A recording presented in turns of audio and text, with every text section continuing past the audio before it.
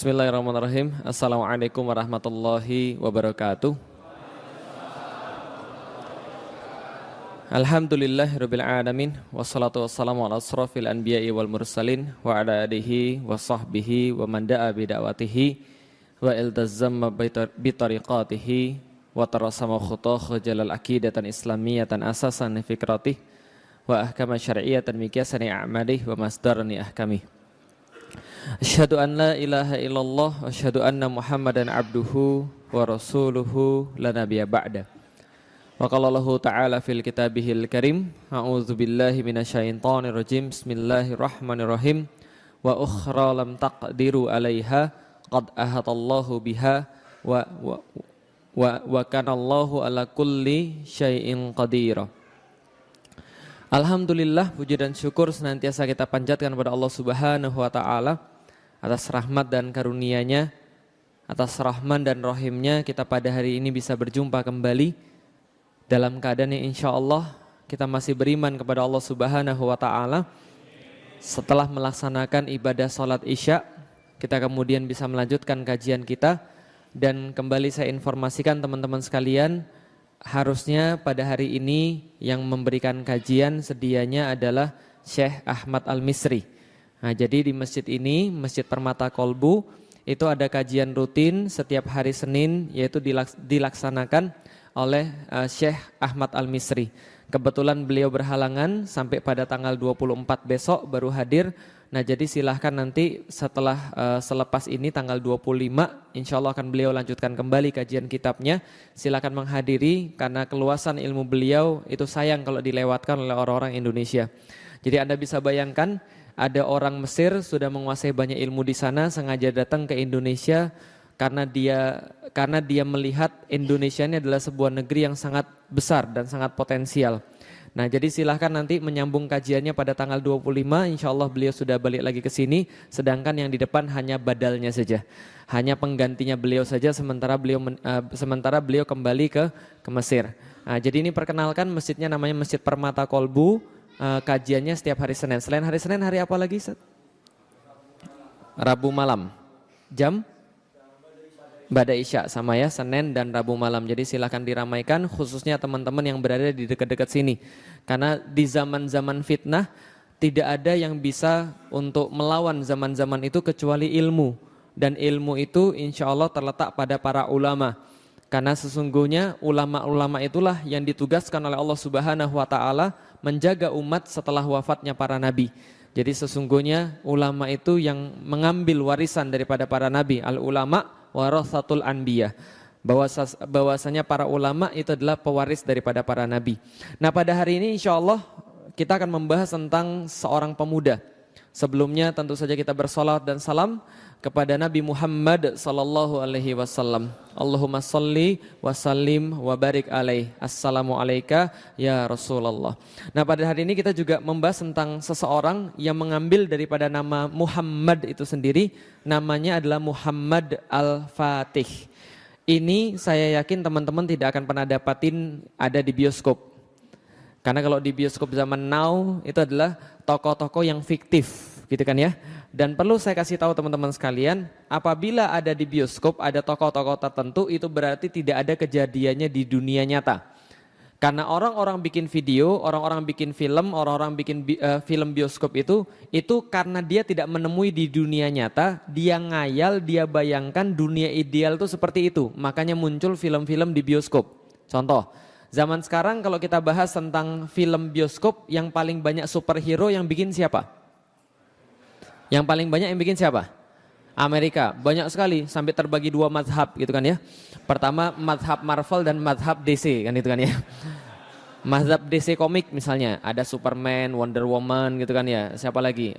Ya pokoknya itulah Batman dan sebagainya. Mazhabnya Marvel ada Avengers gitu kan ya, ada Hulk, ada Thor, ada siapa lagi, Spider-Man, ada Captain America. Ustadz kok hafal? Itu sisa-sisa jahiliyah masa lalu. Nah, tapi kita balik lagi. Lah kenapa di Amerika banyak superhero? Bukan berarti tidak ada alasan teman-teman sekalian. Di Amerika banyak superhero karena Amerika itu pernah dinobatkan menjadi the most dangerous place on earth. Jadi tempat yang paling berbahaya di seluruh dunia itu adanya di Amerika. Lah kenapa? Setelah mereka mendata diri mereka sendiri, ternyata mereka dapat di Amerika itu, kalau saya tidak salah, itu setiap 30 detik terjadi perampokan. Jadi terjadi perampokan. Setiap 1,5 jam terjadi pemerkosaan. Setiap beberapa hari sekali terjadi pembunuhan. Bahkan homicide itu lebih besar daripada pembunuhan-pembunuhan yang lain.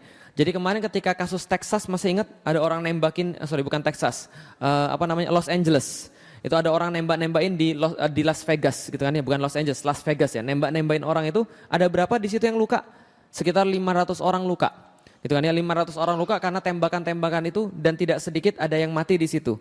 Nah, ketika itu terjadi, saya membuka satu data bahwa Obama ketika masih berkuasa, dia bilang begini, kalau Anda takut sama teroris, Anda harus hitung berapa yang mati karena teroris yang Anda klaim sebagai kejahatan paling besar di dunia dibandingkan dengan kasus homicide, pembunuhan karena senjata-senjata dijual secara bebas. Dan teman-teman tahu Amerika itu ada sebelah timur, ada sebelah barat. Yang paling parah itu sebelah barat. Negara-negara bagian sebelah barat, khususnya Texas gitu kan ya. Kemudian Arizona dan sebagainya itu melegalkan penjualan senjata secara bebas. Jadi mereka di sana sudah wajar pegang pistol. Ketika saya sampai di Los Angeles, Las Vegas dan sebagainya, itu mereka pasang di rumahnya ada tempelan. Tempelannya senjata, terus mereka bilang gini, di sini kami tidak panggil polisi. Paham teman-teman sekalian? Jadi gambar senjata terus tulisnya di sini kami tidak panggil polisi. Paham teman-teman sekalian? Nanti kalau Anda macam-macam saya tembak. Nah, kira-kira begitu. Nah, maka pembunuhan karena bersenjata itu banyak sekali di Amerika. Setelah didata atas pertimbangan Obama tadi, ternyata pembunuhan akibat bersenjata itu ribuan kali lipat lebih banyak daripada kasus terorisme. Bisa dipahami teman-teman sekalian. Ini yang ada di Amerika. Maka Amerika dikatakan the most dangerous place on earth. Tempat yang paling berbahaya di seluruh dunia. Makanya mereka mengimpi-impikan. Bagaimana sih dunia kalau tidak ada kejahatan? Gimana sih kalau dunia selalu banyak superhero? Maka banyak superhero di sana. Kenapa? Karena di sana banyak kriminal. Bisa dipahami sampai di sini teman-teman sekalian. Mereka buat banyak superhero karena mereka nggak bisa kemudian menangani kriminal di sana. Yang mereka bayangkan kalau ada superhero enak. Itu yang pertama. Jadi kalau ada film nggak ada kenyataannya. Contoh, pernah nonton film Korea?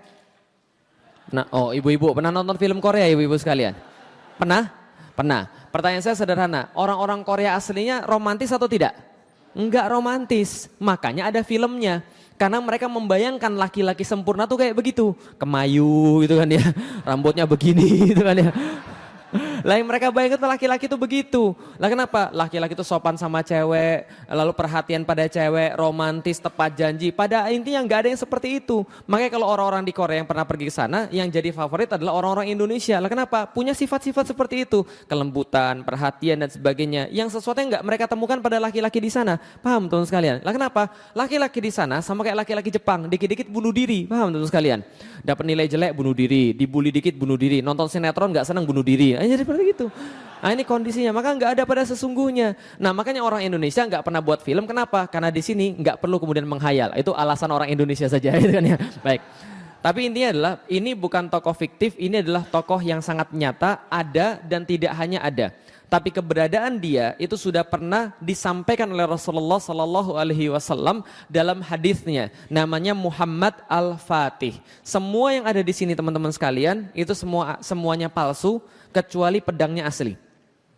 Kecuali pedangnya asli. Pedangnya ini ada betulan, adanya di mana? Adanya di Museum Topkapi di Turki. Panjangnya sekitar 1,5 meter, bertuliskan dengan inskripsi bahasa Arab di tengahnya. Apa tulisannya? Tulisannya Muhammad Khan bin Murad. Pemilik pedang ini adalah Muhammad Khan bin Murad yang kemudian dia berdoa diisi di situ, mudah-mudahan yang mendekati pedang ini adalah lehernya orang-orang kafir. Luar biasa ya. Nah, itu yang punya Muhammad Al-Fatih. Tapi sayangnya banyak orang pergi ke Turki, semua orang pergi ke Turki pasti pergi ke Topkapi biasanya, Museum Topkapi. Tapi sayangnya nggak banyak yang ketemu pedang ini. Lah kenapa? Karena letaknya itu agak sedikit terhimpit sehingga sering dilewati oleh orang.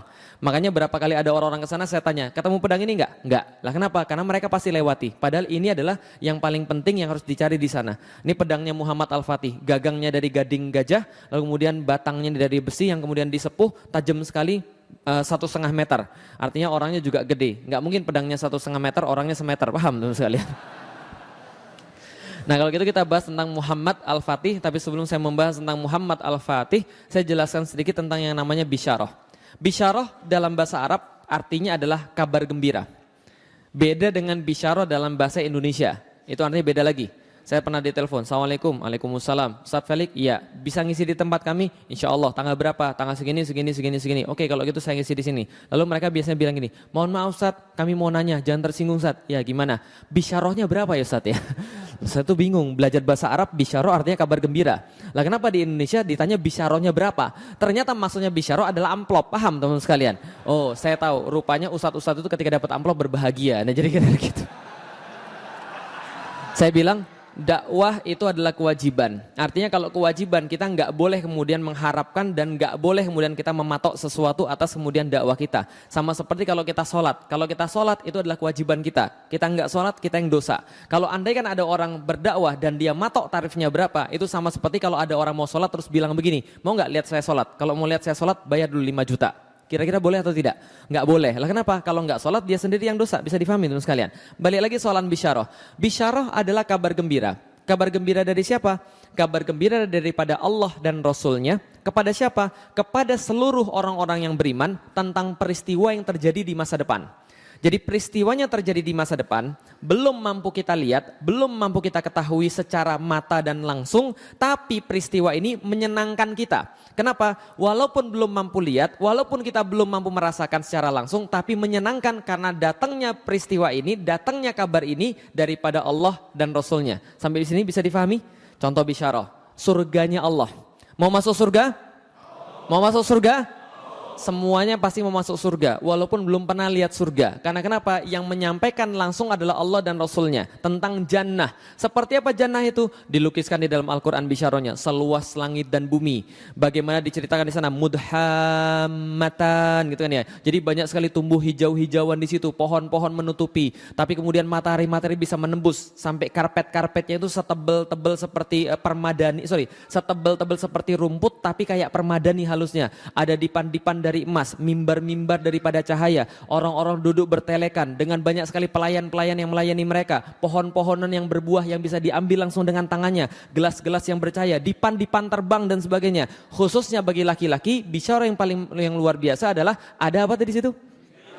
Nah, hurun ain, saya sudah tahu. Hurun ain, bidadari-bidadari bermata jeli, lam yatmithunna insung qablahum wala jan. Tidaklah kemudian di situ dia dipingit kecuali dia tidaklah ada di situ kemudian pernah disentuh oleh laki-laki dan perempuan. Hurum maksuratun fil khiyam. Dia dipingit dalam kemah-kemah, dikhususkan bagi orang-orang yang beriman. Dan kabarnya kalau betisnya saja kelihatan, itu sudah kalah dunia dan seluruh isinya. Paham teman sekalian? Itu kabarnya, enggak usah dibayangin kan itu kan ya. Tapi sorry, itu bukan untuk Anda yang jomblo, paham teman sekalian? Lah kenapa? Saya berpikir, ini pikiran saya ya, bukan dalil ya, ini pikiran saya. Nanti kalau Anda misalnya masuk surga yang jomblo-jomblo itu, bidadari nggak mau sama Anda. Lah kenapa? Di dunia aja nggak terbukti, apalagi di surga aja. Itu bukan dalil ya, jadi jangan di-quote sih kita deh. Oke, itu cuma saya kasih tahu tentang yang namanya bisyarah. Bisyarah adalah tentang sesuatu yang terjadi di masa depan, kita belum mampu melihatnya, tapi kita merasa senang karenanya. Lah kenapa? Karena itu datang daripada Allah dan Rasulnya. Salah satunya tentang surga. Biasanya kalau saya jelasin tentang bidadari, ibu-ibu protes. Enak aja laki-laki bidadari, gue dapat apa? Tenang ibu-ibu sekalian, ibu-ibu dapat semua yang ibu-ibu minta. Ya, alhamdulillah. Jadi ibu-ibu minta apa saja insya Allah dikabulkan oleh Allah. Lalu kemudian kemarin saya ngomong begitu, ada ibu-ibu yang bilang, Ustaz, kalau gitu kami mau minta. Apa ibu? Saya mau minta agar suami saya nggak usah poligami sama bidadari di sana. Boleh ibu, coba aja berdoa, siapa tuh dikabulkan. Jadi gitu. Bisyarah balik lagi adalah kabar gembira dari siapa? Allah dan Rasul. Kepada manusia yang beriman, yang kemudian tentang masa depan yang belum mampu dia ketahui dan belum mampu dia lihat, tapi dia merasa berbahagia karena datangnya daripada Allah dan Rasul.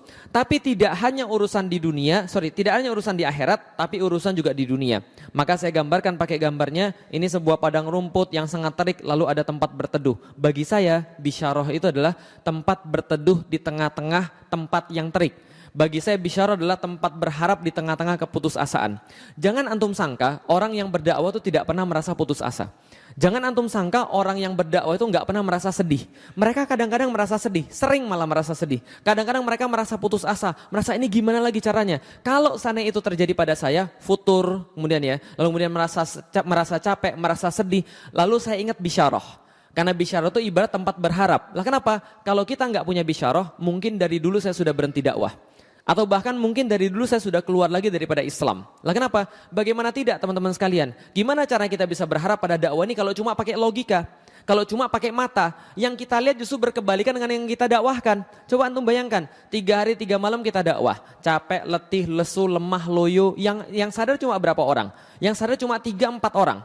TV menayangkan sesuatu yang salah, tiba-tiba ribuan orang termurtadkan tanpa sadar. Paham teman-teman sekalian? Dengan logika-logika yang nggak benar. Contoh misalnya kemarin, TV menayangkan ada seseorang berkata, pilih mana? Kafir jujur atau muslim korup? Coba bayangkan, ditayangkan di TV yang seperti ini. Banyak orang akhirnya mikir, iya ya, mendingan kafir jujur daripada muslim korup. Kan itu kan ya, mereka nggak kepikir yang lain. Tapi kita yang berdakwah dibatas-batasin. Kadang-kadang kalau kita pikir secara logika, kita kayaknya mau menyerah saja. Lah kenapa? Kita dakwah duit-duit sendiri, kita dakwah tenaga-tenaga sendiri, kita nggak mengharapkan bayaran, tiba-tiba diusir oleh orang. Kan itu kan ya, tiba-tiba kemudian dipersekusi oleh orang. Kalau kita mau mikir dunia, udah putus asa. Tapi kenapa kita kemudian terus berdakwah? Karena dakwah itu harus punya sebuah energi. Energinya datang dari mana? Saya selalu yakin, dakwah ini jalan Allah. Yang namanya jalan Allah, Allah nggak mungkin akan buntukan jalan itu. Allah yang ngasih jalannya. Lah kenapa? Itu bisyarah. Saya sudah tahu dakwah ini adalah sesuatu jalan yang membosankan. Tahu kenapa membosankan teman-teman sekalian? Karena dakwah itu ujungnya kita sudah tahu. Pernah nonton film terus ujungnya sudah tahu? Membosankan nggak? Nah bagi saya dakwah itu membosankan. Lah kenapa? Karena kita berjalan di satu jalan yang ujungnya kita sudah tahu. Apa ujungnya? Allah sudah kasih tahu. Ujung jalan dakwah menang antum. Paham kira saya? Jadi nggak ada keterkejutan gitu kan ya. Ujung dakwah ini pasti menang. Membosankan jalan ini kan gitu kan ya. Lah karena saya kemudian meyakini bahwa jalan ini membosankan, ujungnya pasti kemenangan, maka saya kemudian terus berdakwah. Bisa dipahami teman-teman sekalian.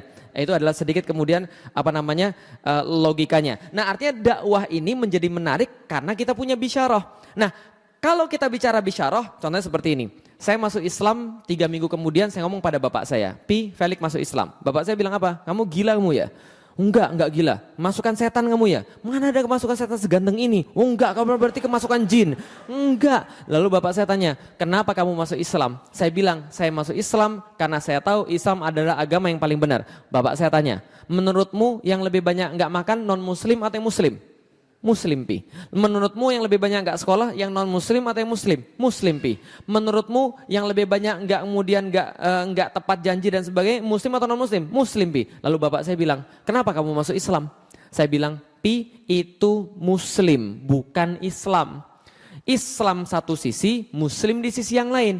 Kalau papi lihat zaman sekarang banyak muslim tapi nggak mau tahu tentang Islam. Wajar hidup mereka seperti itu karena mereka tidak menerapkan Islam.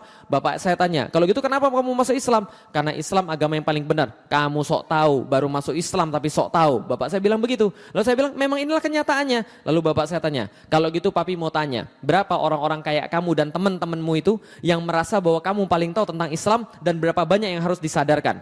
Saya bilang gini, mungkin di Indonesia nggak lebih 3% daripada orang-orang muslim yang benar-benar mau tahu tentang Islam, benar-benar mau belajar tentang Islam dan berkorban segala-galanya untuk Islam. Itu dulu tahun 2002 ketika saya baru masuk Islam. Sekarang berubah jauh. Apa berubah jauhnya?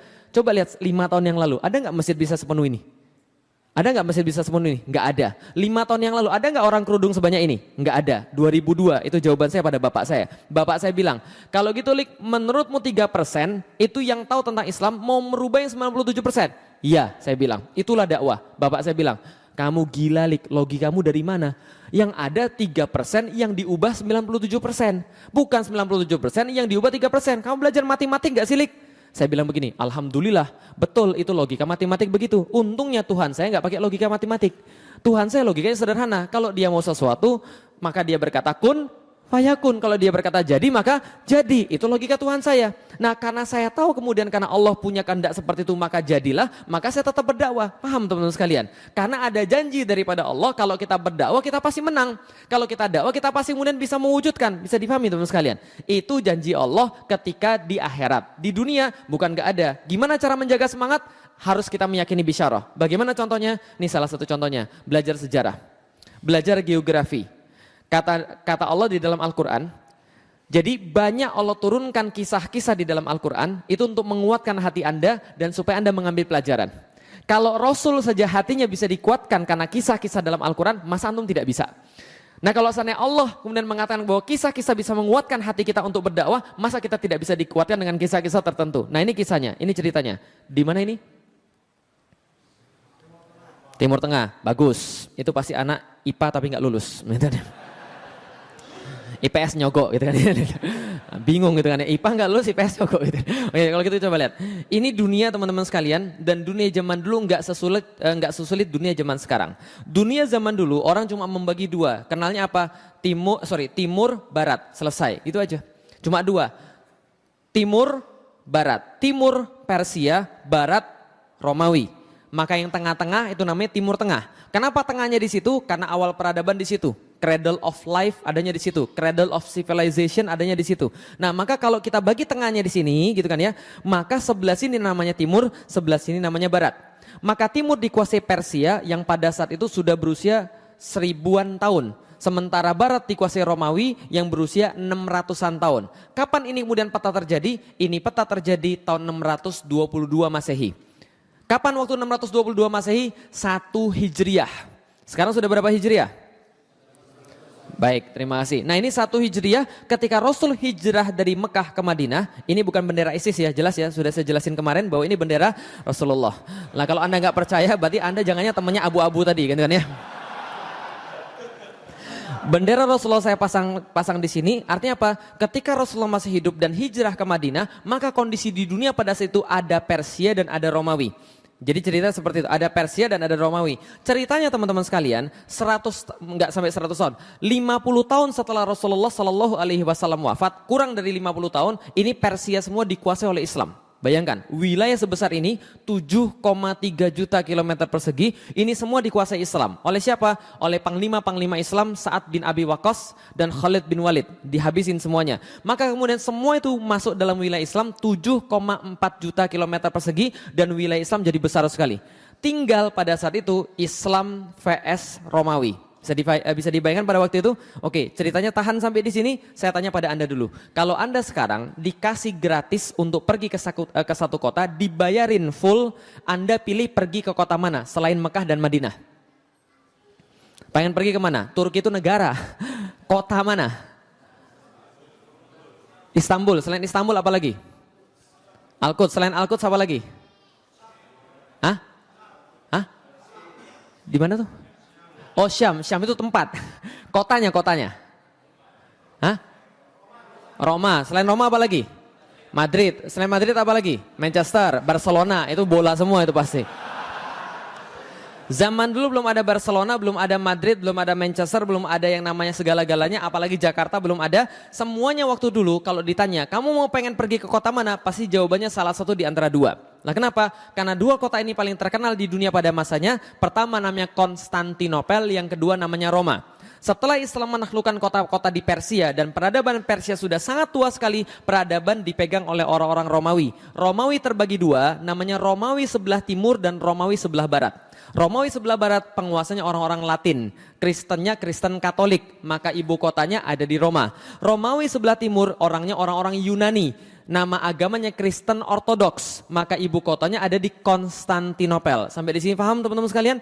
Inilah dua kota yang paling penting, paling kuat, paling indah di dunia. Kenapa dua kota ini selalu disebut-sebut? Pertama, Konstantinopel, sebuah kota yang sangat indah sekali teman-teman sekalian, yang kabarnya di dalam pagar-pagar kota itu terdapat jumlah gereja yang lebih banyak daripada jumlah hari dalam setahun. Paham teman-teman sekalian? Sangat banyak sekali gereja-gereja di sana. Di saat kota-kota lain belum ada yang kemudian diperkerasi, lalu kemudian diaspal dan sebagainya, di situ semua jalan-jalan sudah diperkeras dengan batu porfiri dan batu marmer. Sebelah kiri dan kanan jalannya dibangun forum-forum, dibangun kemudian gedung-gedung yang sangat tinggi, dan di dalamnya banyak sekali kemudian orang-orang, dan di tengah-tengah daripada kota itu terdapat satu gereja yang sangat besar sekali, bangunan terbesar di seluruh dunia. Ini simbol kebanggaan orang-orang Kristen Ortodoks, namanya gereja Hagia Sophia. Hagia Sophia ini saking kerennya teman-teman sekalian, orang-orang semua berebut ke sana seolah-olah orang pengen pergi ke satu tempat yang paling indah di dunia pada saat itu. Ada seorang pengembara daripada Rusia, datang 3 bulan jalan dari Rusia sampai dengan ke Konstantinopel. Sampai ke Konstantinopel, dia nulis dalam catatan hariannya, kami masuk ke dalam Hagia Sophia. Dan ketika kami masuk, kami langsung tersesat. Bahkan kami tidak bisa membedakan, kami masih di dunia atau kami sudah sampai ke surga. Paham teman-teman sekalian? Itu catatan dia saking indahnya. Lah kenapa? Ini tempat segede Istiqlal. Bahkan lebih gede daripada Istiqlal teman-teman sekalian. Kubahnya lebih gede daripada Istiqlal. Dan bayangkan setiap kemudian dinding-dindingnya ditahta dengan batu-batu permata. Ada emas-emas kemudian dalam beberapa kemudian mozaik-mozaiknya di situ. Dan kalau matahari kemudian menyinari, itu berkilauan ke seluruh tempat Hagia Sophia ini. Sangat keren sekali. Orang-orang merasa sudah sampai kayak di surga. Yang kedua namanya Roma. Kota ini kalau tidak ada Konstantinopel sudah pasti kota nomor 1 di dunia. Lah kenapa? Pusat penyebaran Kristen Katolik dan kebanggaannya orang-orang Latin. Pernah menjadi ibu kota daripada Romawi, pernah menjadi ibu kota daripada kemudian yang lain-lainnya. Dan di dalam kota ini ada banyak alun-alun. Di Jakarta ada berapa alun-alun? Mungkin setiap wali kota ada alun-alunnya sendiri. Di sini alun-alunnya ratusan. Dan di setiap alun-alun itu ada minimal 2 air mancur. Dan setiap air mancur di kota Roma yang jumlahnya ratusan itu setiap air mancurnya sampai detik saya berbicara itu bisa langsung diminum. Nah, kenapa? Karena airnya ditarik dari mata air yang ada di pegunungan-pegunungan di sekitar kota Roma. Ini adalah kota yang kedua paling hebat di dunia, namanya kota. Oke, berarti ada 2 kota. 1 kota?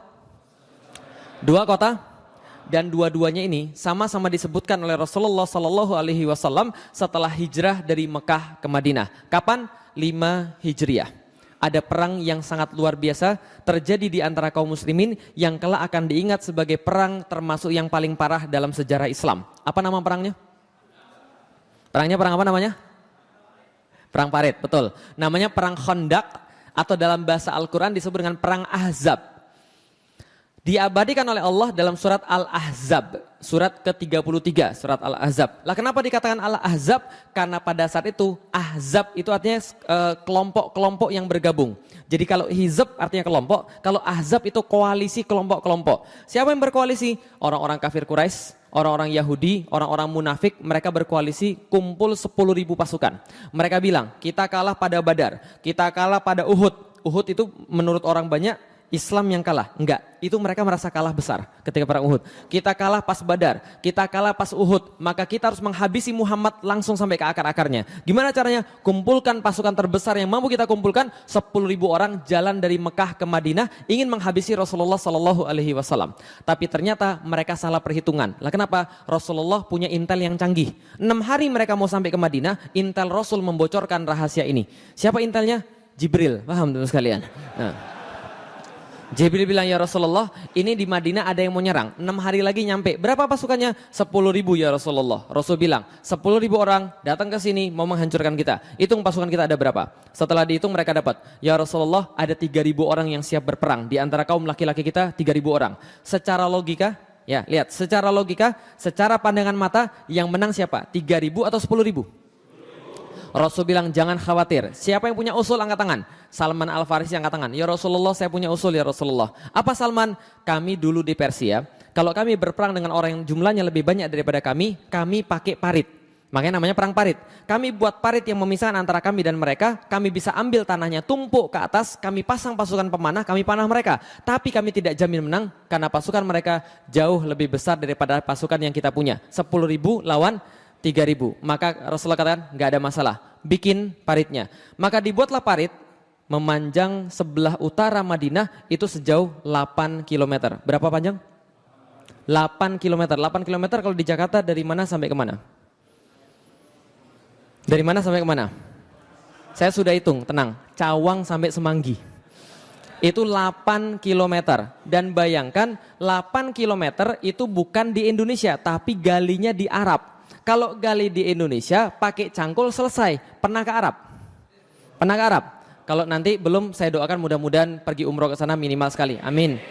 Kalau sampai ke sana tolong pegang tanahnya dan Anda coba pikirkan itu nggak bisa digali pakai cangkul. Cara gali tanah di Arab itu bawa pakai lembing. Tahu lembing? Lembing tahu? Pecahin tanahnya, angkut batunya ke atas, lalu kemudian bikin lubang. Dan ini paritnya menurut Salman sudah dikasih batasan, lebarnya harus 5 meter, dalamnya harus 3 meter. Supaya kalau ada kuda nggak bisa lompat, kalau lompat jatuh nggak bisa naik lagi. Bisa difahami teman-teman sekalian. Bayangkan 8 kilometer, lebarnya 5 meter, dalamnya 3 meter. Dan ini harus diselesaikan dalam waktu 6 hari. Stres semua orang teman-teman sekalian. Semua disuruh kemudian untuk menggali parit. Nggak hanya orang muslim, orang Yahudi juga diperintahkan untuk gali parit. Lah kenapa? Berdasarkan perjanjian Madinah, kalau Madinah diserang, Yahudi harus ikut-ikutan. Tapi mereka cuma ikut-ikutan dan mereka sebenarnya sudah bikin makar. Karena mereka sudah mau kemudian menyerang kaum muslim ketika pasukan Ahzab tiba. Paham teman sekalian? Mereka sudah bikin kong kali kong sama pasukan Ahzab sebenarnya. Pura-pura aja di sana. Maka digalilah parit. Ketika digali parit, banyak orang-orang kemudian merasa tertekan luar biasa. Lah kenapa? Panas luar biasa. Paritnya 8 km, lebarnya 5 meter, dalamnya 3 meter, susahnya minta ampun, panas dan makanannya. Menurut salah satu athar, para sahabat itu berbaris, mencelupkan tangannya di sebuah air, lalu kemudian angkat tangan yang basah, celupin kemudian ke gandum. Berapa yang nempel di tangan, itulah jatah makan untuk sehari. Paham teman sekalian? Ini kemudian yang terjadi pada para sahabat, maka wajar banyak sekali tekanan. Al-Quran menceritakan, ada yang berkata pada Rasulullah, "Itsja'akum min fauqikum wa min asfala minkum." Ingat ketika datang kepadamu cobaan-cobaan daripada Allah, dari depan dan dari belakang kalian, itzaqatil absara, ketika pandangan kalian menjadi bergetar, lalu kemudian dan sampailah kemudian jantung itu sampai ke leher. Gitu kan ya, wa balaghatil qulubul hanajir, dan kemudian sampai jantung tuh seolah naik ke leher. Kenapa? Saking kagetnya pada saat itu. Pada saat itu ada yang berkata kemudian pada Allah dan Rasulnya dengan prasangka-prasangka yang nggak baik. Wa yadhunnuna billahi dzununa, kata Allah, dan kemudian mereka berprasangka dengan Allah dengan prasangka-prasangka yang buruk. Apa yang terjadi kemudian? Ada yang berkata pada Rasulullah, "Ya Rasulullah, saya izin pulang ya." Loh, emang ada apa? Ini ada anak-anak di rumah pada belum makan. Kan sebagai seorang suami sekaligus sebagai seorang ayah, saya harus memberi makan mereka. Bukankah itu adalah sebuah perintah Islam ya Rasulullah? Sudah salah pakai dalil lagi, paham teman sekalian? Mundur nggak balik lagi. Ya Rasulullah, saya mau jaga istri saya. Mundur nggak balik lagi. Tinggal bersama Rasul 2 kelompok orang yang sedang menggali parit. 1 yang benar-benar beriman. 2 Yahudi yang terpaksa. 1 siapa? Yang benar-benar beriman. Yang kedua siapa? Yahudi yang terpaksa. Dan ketika itu terjadi teman-teman sekalian, ada sahabat ketika gali parit, lalu kemudian lagi capek-capekan mereka istirahat bersama Rasulullah. Ada yang nanya begini, "Ya Rasulullah, besok yang kita taklukkan kira-kira yang mana ya Rasul? Konstantinopel atau Roma?" Bingung ya? Bingung, oke saya jelasin lagi. Mereka lagi ada di mana? Lagi ada di mana mereka? Madinah. Besok diserang oleh berapa pasukan? Lagi ngapain mereka? Berapa panjangnya? Berapa lebarnya? Dalamnya? Makanannya?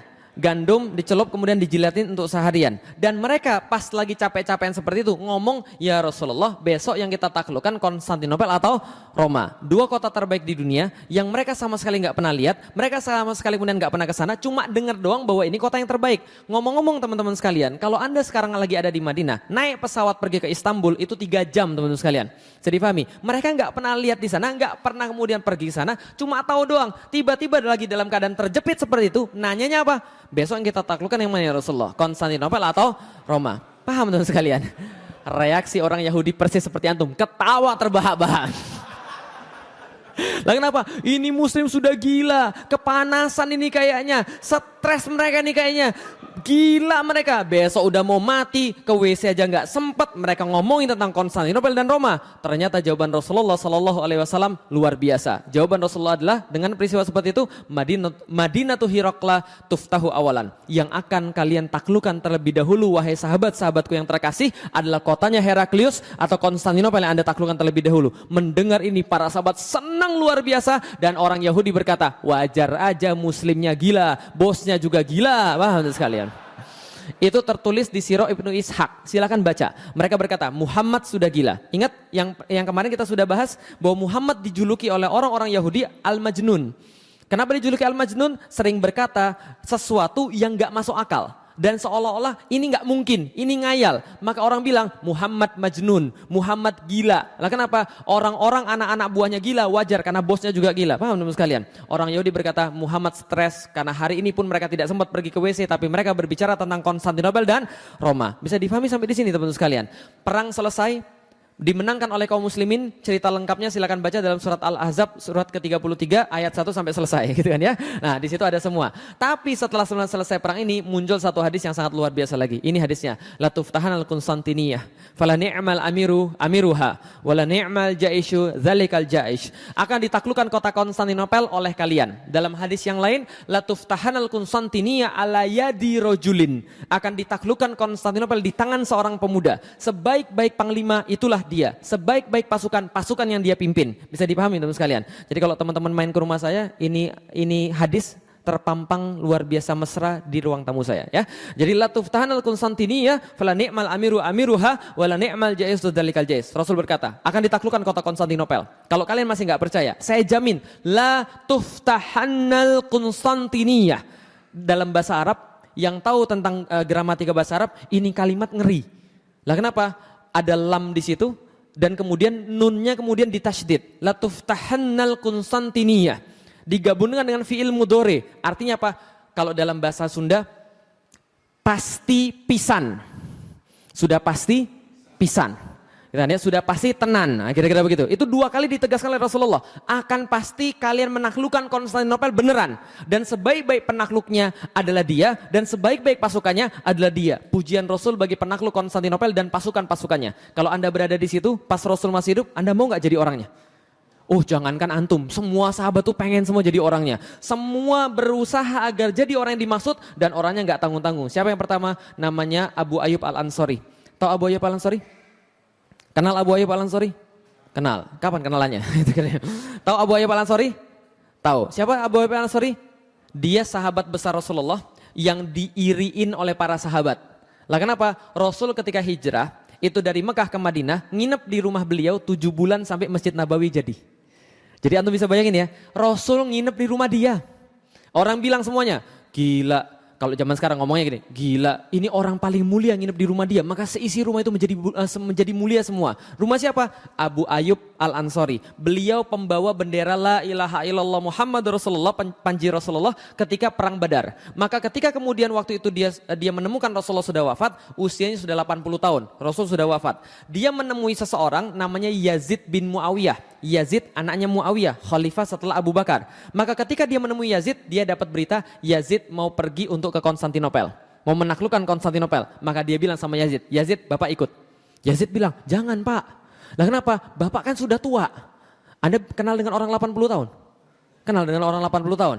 Kira-kira kalau ada kakek-kakek sekarang 80 tahun, kira-kira kondisinya seperti apa?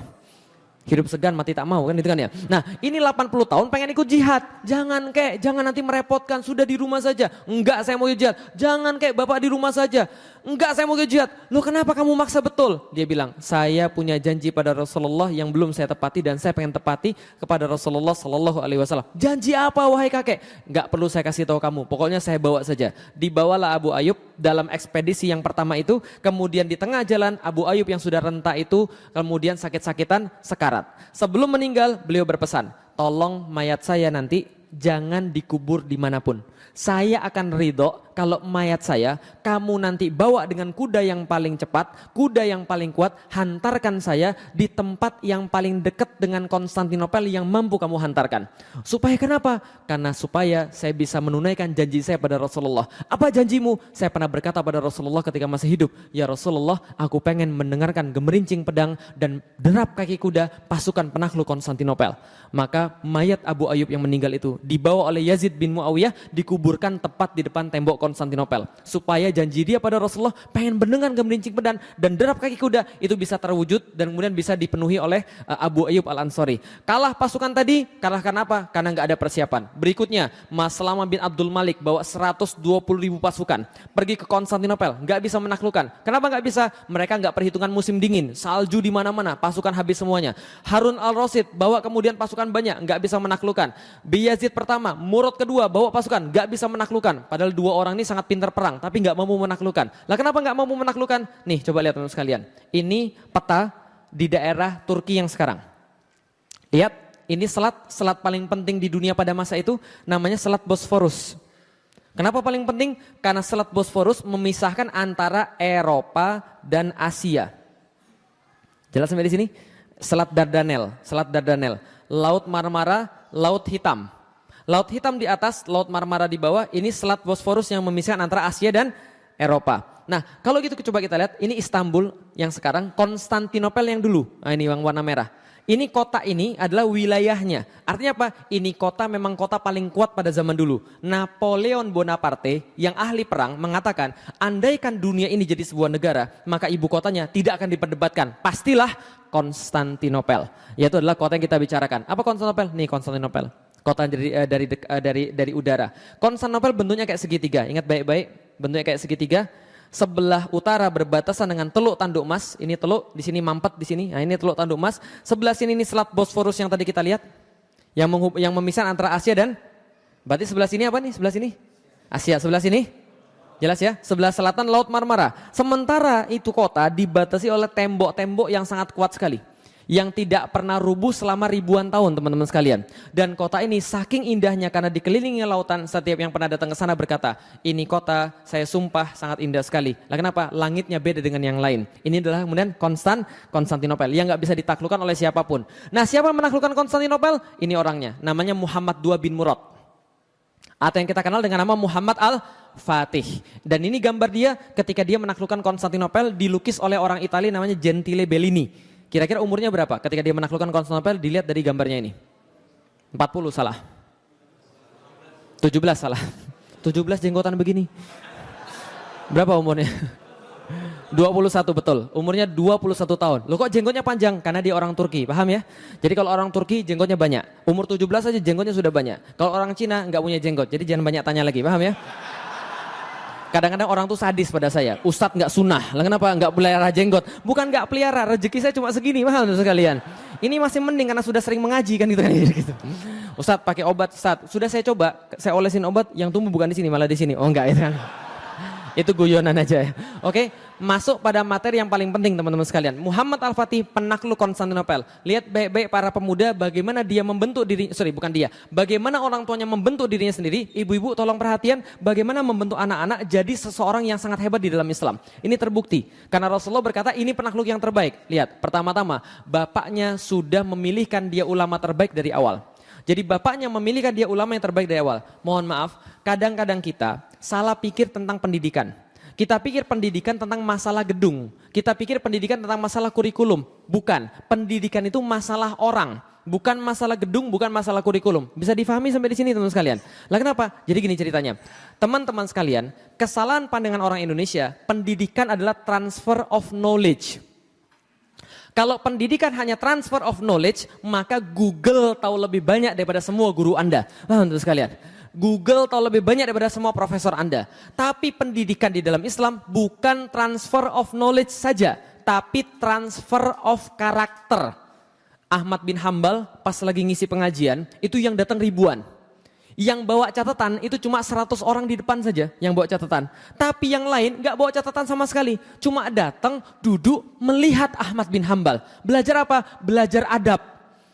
Ulama-ulama berkata, ada orang yang belajar adab 40 tahun. Belajar ilmu cuma 4 tahun. Ada yang belajar adab selama berapa lama? Belajar ilmu cuma sebentar saja. Lah kenapa? Karena kalau adab sudah dikuasai, karakter sudah dikuasai, ilmu gampang. Zaman sekarang banyak orang berilmu nggak beradab. Nah untuk sekalian, punya ilmu baru sedikit, ustadznya dikritik, Masya Allah. Sudah berani bilang ustadznya pasti masuk neraka, Masya Allah. Loh antum belajar berapa banyak? Bisa dipahami untuk sekalian, nggak ada gunanya antum belajar ilmu kalau nggak ada adab. Maka Muhammad Al-Fatih pelajaran pertama dia pelajaran adab. Gurunya yang pertama namanya Syekh Ahmad Al-Qurani. Seperti namanya dia mengajarkan Al-Quran. Karena dasar daripada semua pendidikan harus Al-Quran. Maka dia ajari Muhammad Al-Fatih Al-Quran. Tapi ketika syekhnya ini mengajar, ini anak kok bandel banget. Maka dia bilang sama bapaknya, mohon maaf Sultan, ya gimana Syekh? Saya boleh mendidik anak anda sesuai dengan cara saya? Oh silakan saja Syekh, gak ada masalah. Dipanggil Muhammad Al-Fatih, sini kamu nak, sini kamu Muhammad. Sudah dibawain satu kayu. Ketika datang tanpa ada alasan apa-apa, ini ada dipukul pakai kayu, jetar. Kayu dipukul, anak ini langsung mentalnya down. Mentalnya down semenjak saat itu dia langsung hormat pada gurunya. Paham teman sekalian? Dia langsung hormat pada gurunya. Hasilnya 8 tahun hatam Al-Quran. Hafal Al-Quran, hafiz 8 tahun. Itu karena dipukul gurunya. Ketika sudah gede Al-Fatih bilang, gara-gara pukulan itu saya jadi sayang sekarang. Kalau Syekh Ahmad gak pernah mukul saya, mungkin saya gak jadi seperti sekarang. Paham ya? Jadi kalau guru yang benar, pukulannya aja bisa buat antum hafal Al-Quran. Panggil saya, karomah pukulannya saja itu. Lah karena kalau guru yang benar, zaman now gitu kan ya, ada anak dipukul sama kemudian gurunya, balik ke rumah lapor bapaknya lapor Komnas HAM, paham sekalian. Ini terjadi, lapor polisi, ini terjadi. Lah kenapa? Sudah nggak lagi khidmat pada gurunya. Zaman dulu saya tuh takut banget sama guru saya. Lah itu mana hikmat namanya? Karena kenapa? Ingat baik-baik, kemarin saya sudah bilang, ilmu nggak datang daripada Anda yang cari. Ilmu itu Allah yang memberi. Dan Allah memberi ilmu bisa jadi karena gurunya ridho. Bisa dipahami teman sekalian, gurunya ridho, antum dapat ilmunya. Makanya di kalangan pesantren itu kadang-kadang murid mijitin gurunya untuk dapat ilmunya. Itu benar. Lah kenapa? Karena adabnya itu loh. Adabnya itu yang menghantarkan dia dapat ilmu. Bisa dipahami kita teman sekalian. Nah, makanya kemudian yang pertama kali dipelajari Ahmad Al-Quran ini. Selesai kemudian belajar Al-Quran, maka gurunya yang lain namanya Syekh Aksyamsuddin yang menemani dia dari awal, membentuk mentalnya, membentuk adabnya, membentuk akhlaknya. Gimana caranya? Nih ibu-ibu sekalian, dia memulai caranya dengan bercerita. Ada penelitian bahwa semua orang sepakat cara mendidik anak yang terbaik adalah bercerita. Karena bercerita itu orang pasti ingat. Nah, maka diceritakanlah kepada Muhammad Al-Fatih kecil ini semua cerita-cerita yang berguna. Aksyamsuddin ini jenius sejarah, jenius bahasa, jenius tanaman-tanaman obat, jenius astronomi, dan jenius-jenius yang lain juga. Dia polimat, dia jenius dalam berbagai macam perkara. Zaman sekarang multi talenta. Ya sama kayak antum, multi talentan, paham ya? Nah jadi adalah Aksyamsuddin. Aksyamsuddin kemudian mengajarkan pada Muhammad Al-Fatih seluruh kisah-kisah sejarah. Ini yang pertama, sejarah, cerita-cerita sejarah. Rasulullah Shallallahu Alaihi Wasallam diceritakan pada anak ini bagaimana kemudian akhlaknya, bagaimana kemudian berperangnya, bagaimana kemudian menyelesaikan masalahnya, bagaimana dengan para istrinya, sehingga anak ini muncul kemudian kecintaan pada Rasulullah dan meniru Rasulullah. Kisah-kisah para sahabat, kisah-kisah panglima-panglima besar di dalam Islam, semua diceritakan pada anak ini. Wajar umur 11 tahun anak ini bikin puisi tentang jihad. Jadi 11 tahun bikin puisi tentang jihad. Puisinya seperti apa? Baca di buku saya. Itu promosi, bukan iklan. Paham teman sekalian ya. Nah, 11 tahun dia buat puisi tentang jihad. Antum 11 tahun bikin surat cinta. Kasih ditolak naik tower BTS kan itu, bunuh diri gitu. Ini Aksyamsuddin mendidik dia dan menjadi bermental satria. Muncullah anak ini bermental satria luar biasa dan luar biasa hebat. Gak seperti anak zaman sekarang. Lihat, kesalahan kita di mana sih Bu? Kenapa muncul banyak orang-orang yang gak mutu di tengah-tengah kita ini? Karena kita salah cerita pada mereka. Sedangkan cerita itu yang paling penting. Ini saya kasih sedikit hasil penelitian. Di Inggris itu dicoba suatu penelitian, satu kelas dibagi dua. Sebelah sini sama sebelah sini dibedain. Sebelah sini diceritain tentang satu kisah, sebelah sini dipisah dulu. Diceritain kisah apa? Yang masyhur di Inggris itu adalah cerita seorang satria menyelamatkan putri dari seekor naga. Gitu kan ya? Diceritain, gini loh ceritanya. Ada putri diambil oleh naga. Satrianya datang melawan naganya. Ketika naganya datang kemudian dia lawan mati-matian, patah kaki dia, patah tangan, patah pedang. Setelah dia patah segala-galanya, dia patah hati juga. Lalu kemudian dia putus asa. Setelah putus asa, dia pulang. Nggak mungkin saya menang melawan naga. Yang satunya diceritakan, patah tulang, patah pedang, patah kaki. Dia berusaha sampai kemudian sebisanya. Akhirnya dia bisa membunuh naga, menyelamatkan putri. Ternyata apa terjadi? Ternyata setelah dites, mental orang yang diceritain bahwa pahlawannya kalah dan nyerah dibandingkan dengan mental orang yang kemudian diceritain pahlawannya menang. Itu yang di sini nggak mudah putus asa, yang di situ mudah putus asa. Paham teman sekalian? Itu sudah diteliti. Jadi cerita itu sangat berpengaruh. Nggak percaya? Lihat orang Indonesia. Salah cerita. Lah kenapa? Cerita orang Indonesia apa? Coba saya tanya sekarang. Teman-teman sekalian, binatang apa yang paling cerdas? Binatang apa yang paling cerdas? Kenapa cerdas? Mencuri timun kan ya? Itu masalahnya. Kancil cerdas karena bisa mencuri timun kan gitu kan ya? Akhirnya muncullah dalam kepala Anda cerdas itu kalau bisa maling. Jadilah di Indonesia yang cerdas itu yang maling, yang petani yang susah. Paham teman sekalian? Loh kok saya tahu petani susah? Saya kan IPB, paham teman sekalian? Saya tahu petani Indonesia kayak apa, kenapa? Ceritanya begitu. Apalagi ceritanya? Ceritanya lagi, ada cowok mesum, ngintip cewek mandi. Gitu kan ya? Ternyata ceweknya bidadari. Tahu kisah apa itu? Tahu kisah apa itu sekalian? Oh nggak pernah diceritakan begitu lagi ya? Sian banget antum. Ada cowok mesum ngintip cewek mandi. Ternyata bidadari. Diambil kemudian selendang bidadarinya, nggak bisa terbang, dia kekahyangan. Akhirnya ketika dia nggak bisa terbang, singkat cerita dia kawin sama yang nyuri selendangnya. Pelajaran moralnya adik-adik sekalian, maling kawin sama bidadari. Paham antum? Paham antum sekalian? Ini terjadi di Indonesia, parah, cerita-ceritanya parah. Apalagi kancil, lomba lari sama kura-kura. Yang menang siapa? Kura-kura. Lah kenapa? Karena kancilnya nabrak tiang listrik. Oh enggak gitu. Karena kancilnya tidur terus. Makanya muncul sebuah peribahasa, biar lambat asal selamat. Paham sekalian? Enggak pernah ada yang mikir, cepat tapi selamat. Maunya lambat asal selamat, lambat asal selamat. Orang Indonesia pikirannya pendek, yang diingat cuma lambat aja. Selamatnya enggak, paham teman sekalian? Maka kerjaan orang Indonesia lambat terus. Bisa dipahami teman sekalian? Enggak ada cepat tapi selamat. Lah cerita-cerita itu jadi masalah. Bisa dipahami teman sekalian sampai di sini? Tapi cerita orang ini, Rasulullah, para sahabat, jihad, kesatrian. Wajar kalau anak ini hebat. Lah kenapa? Ini loh patron di kepalanya itu loh. Jadi hati-hati kita ketika kita di Al-Fatih kita buat cerita-cerita yang herois. Mengangkat kisah-kisah sejarah. Supaya kenapa? Supaya anak kita bukan baca kemudian Spider-Man. Bukan baca Captain America. Bisa dipahami teman sekalian? Lah kenapa? Karena itu merusak. Dia memang kuat tapi tidak soleh. Paham teman sekalian? Sedangkan yang kita mau cari adalah anak-anak yang soleh. Ini harus perhatian. Ceritanya ibu-ibu sekalian. Tolong di rumah punya sirah nabawiyah. Tolong di rumah punya sirah tentang para sahabat. Biar bisa cerita sama anak-anak. Jangan sampai anak-anak lebih tahu tentang superhero daripada tentang para sahabat. Ini penting karena ini mental. Jadi gini. Orang kalau mau berbuat sesuatu, dia akan cari referensi mental. Bisa dipahami ya? Dia akan cari referensi mental. Contohnya misalnya begini, antum ketemu satu musuh. Musuh itu menghina agama antum. Maju atau mundur? Contoh mentalnya siapa misalnya? Dia lebih gede daripada antum tapi, terus gimana? Contoh mentalnya siapa? Daud, Pak. Daud itu bertemu dengan orang yang lebih gede, dia nggak mundur. Lah kenapa? Kalau mundur Yahudi dan aku bukan Yahudi. Aku adalah turunannya daripada para nabi, sama kayak itu. Aku lawan dia. Ini adalah guna referensi mental, bisa dipahami sekalian. Kalau nggak ada referensi mental, orang nggak akan bersifat kesatria. Maka pentingnya ini kemudian cerita-cerita pada anak-anak kita. Jangan cerita yang bohong-bohong. Ceritain tentang orang-orang yang hebat, para sahabat, Rasul dan sebagainya. Paham sampai di sini teman sekalian? Oke, setelah diceritain seperti itu, anak kecil ini sekitar umur 5 tahun sampai 8 tahun diajak sama Syekh Aksyamsuddin melihat Hagia Sophia, tadi gereja yang paling besar, dari kejauhan. Lalu Aksyamsuddin bilang, "Nak, kamu lihat itu apa?" "Iya." "Apa itu?" "Hagia Sophia." "Apa itu Hagia Sophia?" "Tempat yang akan kita taklukkan nanti, Syekh."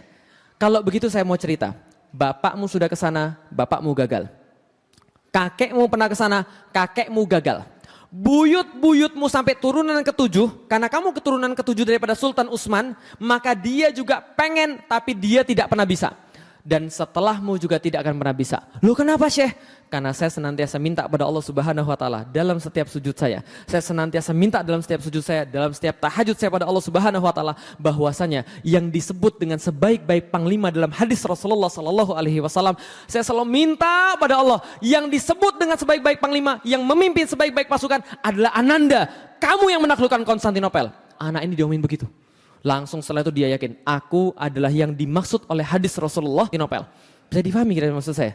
Dia yakin betul karena gurunya meyakinkan pada dirinya, dialah yang dimaksud dalam hadis Rasulullah merupakan penakluk Konstantinopel. Anak ini mentalnya dibuat begini, langsung beda dari orang-orang biasa. Orang-orang biasa pesimis, dia tidak. Apa yang terjadi pada dia? Nih coba lihat apa yang terjadi gara-gara cuma yakin doang. Gara-gara yakin doang, apa yang terjadi? Dia menguasai 8 bahasa ketika berumur 16 tahun. Berapa bahasa? 8 bahasa. Umurnya berapa? 16 tahun. Antum sudah berapa tahun? Berapa bahasa? 4 saat, alhamdulillah. Bahasa Indonesia, bahasa Inggris, bahasa daerah, bahasa isyarat, alhamdulillah, gitu kan ya. Nah, dia menguasai 8 bahasa ketika berumur 16 tahun. Apa saja? Arab, Turki, Persia, itu bahasa ibunya, bahasa keluarganya. Bahasa Arab, Turki, Persia, Yunani, Ibrani, lalu kemudian Latin, lalu Slavik, lalu kemudian satu lagi lupa. Nah, inilah namanya manusia, gitu kan ya. Jadi dia menjadi kemudian sultan pada umur 12 tahun. Umur 12 tahun dia sudah jadi sultan. Dan lebih hebat lagi adalah semenjak balik hingga meninggal, dia tidak pernah meninggalkan satupun salat rawatib dan salat tahajud. Lah kenapa? Karena dia tahu persis permintaan dia pada Allah ingin menjadi penakluk Konstantinopel. Dan kata Rasul, penakluk Konstantinopel adalah penakluk terbaik. Kalau terbaik berarti harus paling dekat dengan Allah. Kalau mau mendekati Allah, nggak mungkin pakai amal-amalan biasa. Kata Rasulullah dalam hadis qudsi, aku tidak akan pernah ridho sama seorang hamba sampai hamba itu melakukan kewajiban yang aku perintahkan. Tapi tidak cukup. Tapi kalau dia mau aku cintai, kata Allah, maka dia harus melakukan sunnah-sunnah nawafil. Sampai aku mencintainya. Kalau aku sudah mencintainya, maka matanya akan aku jadikan seperti mataku, di mana dia melihat dengan mataku. Tangannya akan ku berbuat seperti tanganku, di mana dia berbuat dengan tanganku. Maka dia minta sesuatu, aku penuhi. Dia minta aku lindungi dia. Itu hadis daripada Rasulullah, hadis qudsi. Maka dia berusaha melakukan sunnah-sunnah nawafil. Kalau Anda mau sesuatu yang besar, jangan pakai yang biasa. Kalau Anda mau sesuatu yang lebih daripada orang lain, lakukan lebih daripada orang lain. Bisa dipahami teman sekalian. Kalau orang tidurnya 4 jam, antum tidur 2 jam. Lah kalau orang tidur 4 jam, antum mau tidur 6 jam, antum pasti dapat di bawah dia. Bisa dipahami sekalian. Maka Al-Fatih begitu, dia tidak pernah meninggalkan sholat rawatib, dia nggak pernah meninggalkan sholat tahajud karena dia yakin dia adalah yang terbaik. Lihat baik-baik kesalahan kedua orang Indonesia, nazar. Orang Indonesia kalau nazar salah. Lah kenapa? Orang Indonesia nazarnya begini, ya Allah kalau aku jadian sama dia, ya Allah aku nanti akan 3 bulan berturut-turut puasa. Kan itu kan ya? Ya Allah kalau aku dapat kerja, ya Allah aku akan sedekah 2 juta. Kan itu kan ya? Pertanyaan saya, kalau Allah nggak kasih terus kenapa? Itu nazar atau ngancem, paham teman kalian? Coba perhatiin baik-baik, ini loh lihat diksinya, ini ngancem atau nazar, coba lihat. Kalau aku dapat dia ya Allah, berarti aku akan puasa 2 bulan berturut-turut. Berarti kalau aku nggak dapat, aku nggak mau puasa. Antum ngancem Allah. Maksud saya, nazar yang benar itu seperti Muhammad Al-Fatih. Bagaimana nazar yang benar? Di dalam surat Al-Fatihah. Iyyaka na'budu wa iyyaka nasta'in. Wahai orang-orang yang menginginkan sesuatu yang lebih banyak daripada Allah, penuhi ibadah Anda pada Allah, baru minta pada Allah. Iyyaka na'budu wa iyyaka nasta'in. Anda ibadah dulu baru Anda minta pada Allah. Lihat Ibrahim yang menginginkan anak. Dia menginginkan betul anaknya. Apa yang dia lakukan? Ibadah yang gak sama seperti yang lain. Apa ibadahnya? Di dalam Al-Quran diceritakan bagaimana dia menyambut tamu-tamu gitu ya, di malam hari, di tengah malam lewat dia menemui tamu-tamu, bukan 1 2 tamu, banyak tamunya. Lalu kemudian ketika datang, Assalamualaikum, Waalaikumsalam, datang. Banyak yang datang, Masya Allah. Anu diketok orang jam 2 malam, kira-kira dibukain atau tidak? Panggil Hansip antum. Lah ini Nabi Ibrahim langsung dibukain. Setelah dibukain kemudian, oh ya sebentar ya, mundur ke belakang. Bangunin istrinya. Sarah, kita punya apa? Kita punya apa? Oh ada kambing. Ya sudah sembelih kambingnya segera. Bikin gulai bagi mereka. Dibikin gulai bagi mereka. Ditawarkan gulainya. Ternyata yang datang gak punya kaki semua. Udah sekalian. Lalu merasa takut apa? Yang datang malaikat. Malaikat bilang apa? Kami memberi kabar bahagia kepada engkau karena engkau akan mendapatkan seorang anak. Masya Allah. Coba lakukan yang lebih baik. Nah, iyyaka na'budu wa iyyaka nasta'in. Dia sampai meninggal tidak pernah meninggal salat rawatib dan salat tahajud. Enggak ada alasan ngantuk. Lah kenapa? Antum minta sama Allah yang banyak. Antum minta sama Allah yang besar. Masa antum mau dikalahkan dengan rasa ngantuk? Enggak, tahajud. Nah, tidak pernah meninggalkan salat rawatib dan tidak pernah meninggalkan salat tahajud. Nah, apalagi tapi dia tidak hanya ibadah mahdoh. Dia melakukan sebab akibat. Dia mengumpulkan pasukan-pasukan yang namanya inkisaria. Dalam bahasa Turki Yeni seri. Yeni artinya baru, seri artinya pasukan. Dalam bahasa Arab jadi inkisaria. Nah inkisaria ini apa? 7.000 pasukan elit dikumpulkan dari kecil di setiap barak-barak. Di setiap barak-barak ada seorang ulama yang tugasnya bacaan Quran, bacaan hadis dan membentuk mental pasukan agar menjadi mujahid fisabilillah. Sehingga mereka punya idola, mereka punya cita-cita. Apa cita-cita mereka? Kami adalah Ghazi. Itu kemudian panggilan mereka yang paling hebat. Jadi zaman sekarang doktor, insinyur, profesor itu dianggap hebat. Zaman dulu nggak ada. Zaman dulu yang hebat adalah titel Ghazi. Apa itu Ghazi? Orang yang berperang di jalan Allah. Maka sampai di zaman itu berdasarkan para sejarawan yang menulis, zaman itu orang tua akan merasa aib besar ketika anaknya sudah balik kemudian nggak bisa ikut perang tapi di rumah. Itu aib besar. Zaman sekarang anak nggak naik sekolah, nggak naik kelas, aib. Kan itu ya. Zaman dulu nggak ikut perang, aib. Ini para Ghazi ini. 7.000 orang dilatih secara spesifik. Tiap hari mereka dilatih perang, fisiknya dilatih, ilmunya dilatih, mentalnya dilatih. Sampai kemudian semua memahami dan hebatnya apa? Setengah pasukannya tidak pernah meninggalkan sholat tahajud di malam hari. Ini pasukannya Muhammad Al-Fatih, pasukan khususnya. Apalagi kemudian dia bangun benteng namanya Benteng Anadolu Hisar. Seperti apa Benteng Anadolu Hisar? Oke balik ke peta. Kecepatan nggak ngomongnya? Alhamdulillah kalau gitu kan ya. Kan cepat tapi selamat. Selat Bosforus. Sebelah sini Asia, sebelah sini Eropa. Ingat posisinya Konstantinopel tadi bentuknya kayak apa? Oke ini bentuknya nih kayak segitiga nih aslinya nih. Ini diambil dari Google aslinya begini nih segitiga. Ini adalah Selat Bosforus. Al-Fatih bilang ini Konstantinopel. Kenapa nggak pernah ditaklukkan? Karena Al-Fatih jenius geografis, jenius kemudian fisika terapan dan sebagainya. Dia bilang ini karena ini tidak kita tutup. Maka sampai kapanpun nggak bisa takluk ini. Lah kenapa? Bala bantuan dari sini, bala tentara dari sini, semua bebas lewat sini. Tapi kalau kita tutup, ini terkepung. Gimana caranya? Gampang. Buyut saya sudah bangun benteng namanya Anadolu Hisar. Anadolu artinya Anatolia, Asia Kecil. Hisar artinya benteng. Benteng yang terletak di wilayah Asia Kecil. Sedangkan Al-Fatih berencana bangun benteng di depannya, Rumeli Hisar. Benteng yang terletak di wilayah Rumelia, Romawi. Maka ketika dia pingin bangun benteng di sini, terdengar oleh Kaisar Konstantinopel, Kaisar kirim surat. Woi, kamu ini anak siapa sih? Bikin benteng di tanah orang, gak tahu diri. Padahal dulu buyutmu bikin benteng di tanahnya sendiri, dia minta izin kepada kami, sebagaimana seorang anak minta izin pada bapaknya. Sedangkan kamu berani-berani bangun benteng tanpa izin, bikin benteng di tanah orang pula. Al-Fatih kirim surat balasan. Saya kasih tahu kamu, wilayahmu adalah Konstantinopel dan yang dibatasi oleh pagar-pagarmu saja. Jadi selain wilayah itu bukan wilayahmu dan aku bebas membangun apapun di sana. Dan kalau engkau berbicara tentang sultan-sultan sebelum saya, ketahui baik-baik sultan yang sekarang beda dengan sultan yang kemarin. Yang tidak bisa mereka lakukan akan saya lakukan. Yang tidak bisa mereka selesaikan, saya selesaikan dalam waktu cepat. Kalau kamu kirim orang lagi ke sini, saya pastikan mereka tidak akan pulang dalam keadaan hidup. Diancam. Setelah diancam nggak berani lagi kirim. Nah ini kemudian ini blueprintnya teman-teman sekalian. Ini kemudian kapal-kapal di Selat Bosforus ini adalah punya buyutnya. Anadolu Hisar, inilah punya dia, Rumeli Hisar. Bagaimana posisi sesungguhnya? Nih posisi sesungguhnya, Anadolu Hisar. 25 meter di atas, ini mobil bila dibandingkan dengan bentengnya. Gede nggak bentengnya? Oh gede, jadi kalau Anda masuk di pintu masuk, mau ke WC harus naik angkot dulu. Untuk sekalian. Itu adalah Anadolu Hisar. Rumeli Hisar lebih gede lagi, ini Rumeli Hisar. Ini Rumeli Hisar, lihat ini ada 7 citadel, ada 7 benteng besar kayak begini. Dan ini semua terkoordinasi. Ini 30.000 meter persegi dan ini mobilnya di sini dan selesai ini semua dalam waktu berapa lama? 4 bulan. Paham teman sekalian? Berapa lama selesainya? 4 bulan. Anda ngelihatnya mungkin biasa. Tapi kalau dilihat dari atas, ini dari atas ini membentuk nama Muhammad. Lihat, mim, ha, mim, dal. Dari atas nanti kelihatan namanya Muhammad gitu kan ya. Ini benteng terkoordinasi. Saya pernah datang ke sini teman sekalian, ini tingginya sekitar 60-an meter. Sampai ke atas, saya pernah datang ke sini, salah naik angkot. Salah naik angkot, serius, salah naik angkot. Yang di atas jurusannya Rumeli Hisarius itu, yang di bawah Rumeli Hisar. Yang saya naik ke sini. Pas saya naik sini, ya Allah salah naik angkot sampai di atas. Gak apa-apa, kita bisa masuk dari sini, ada pintu masuk. Masuk ke sini, ternyata udah ditutup lama, digembok. Terpaksa turun ke bawah, lihat sini. Ya Allah, lutut saya mau putus sama sekalian. Serius.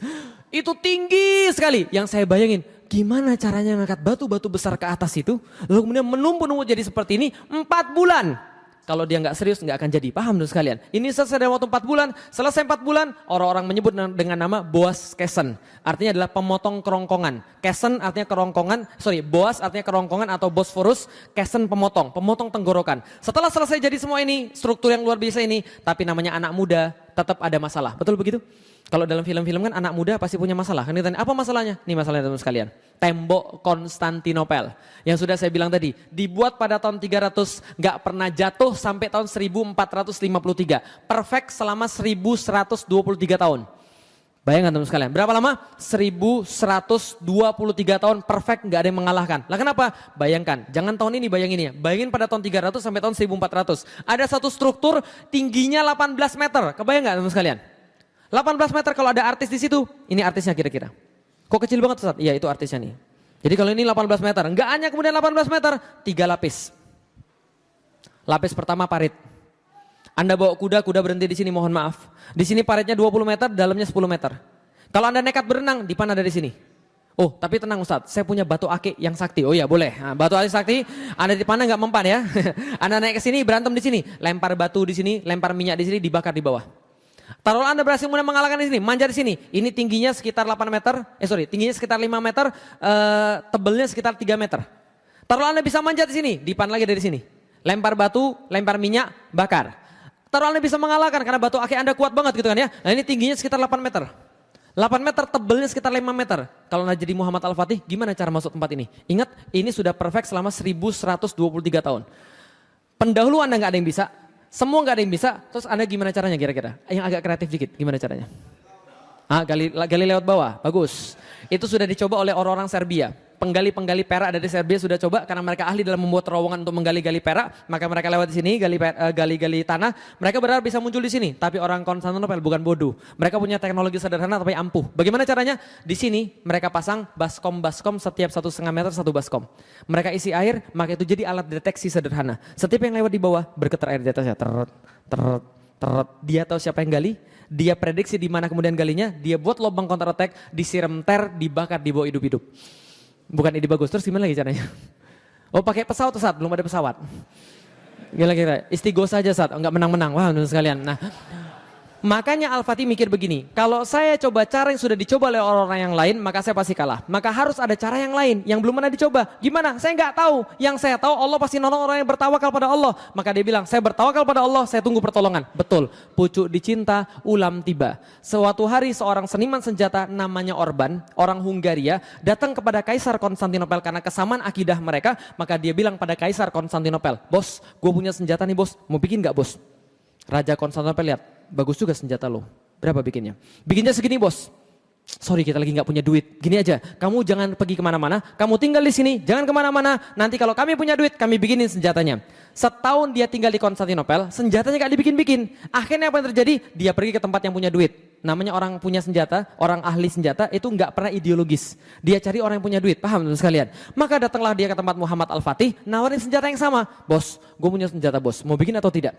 Al-Fatih begitu melihat rancangannya, Al-Fatih sebelum melihat rancangannya, itu sekretarisnya nulis dalam catatannya, Al-Fatih bilang begini, bisa nggak engkau membuat sebuah senjata, lalu memeragakan dengan tangannya, kata sekretarisnya, yang bisa melontarkan proyektil sebesar ini. Proyektil sebesar ini, paham ya?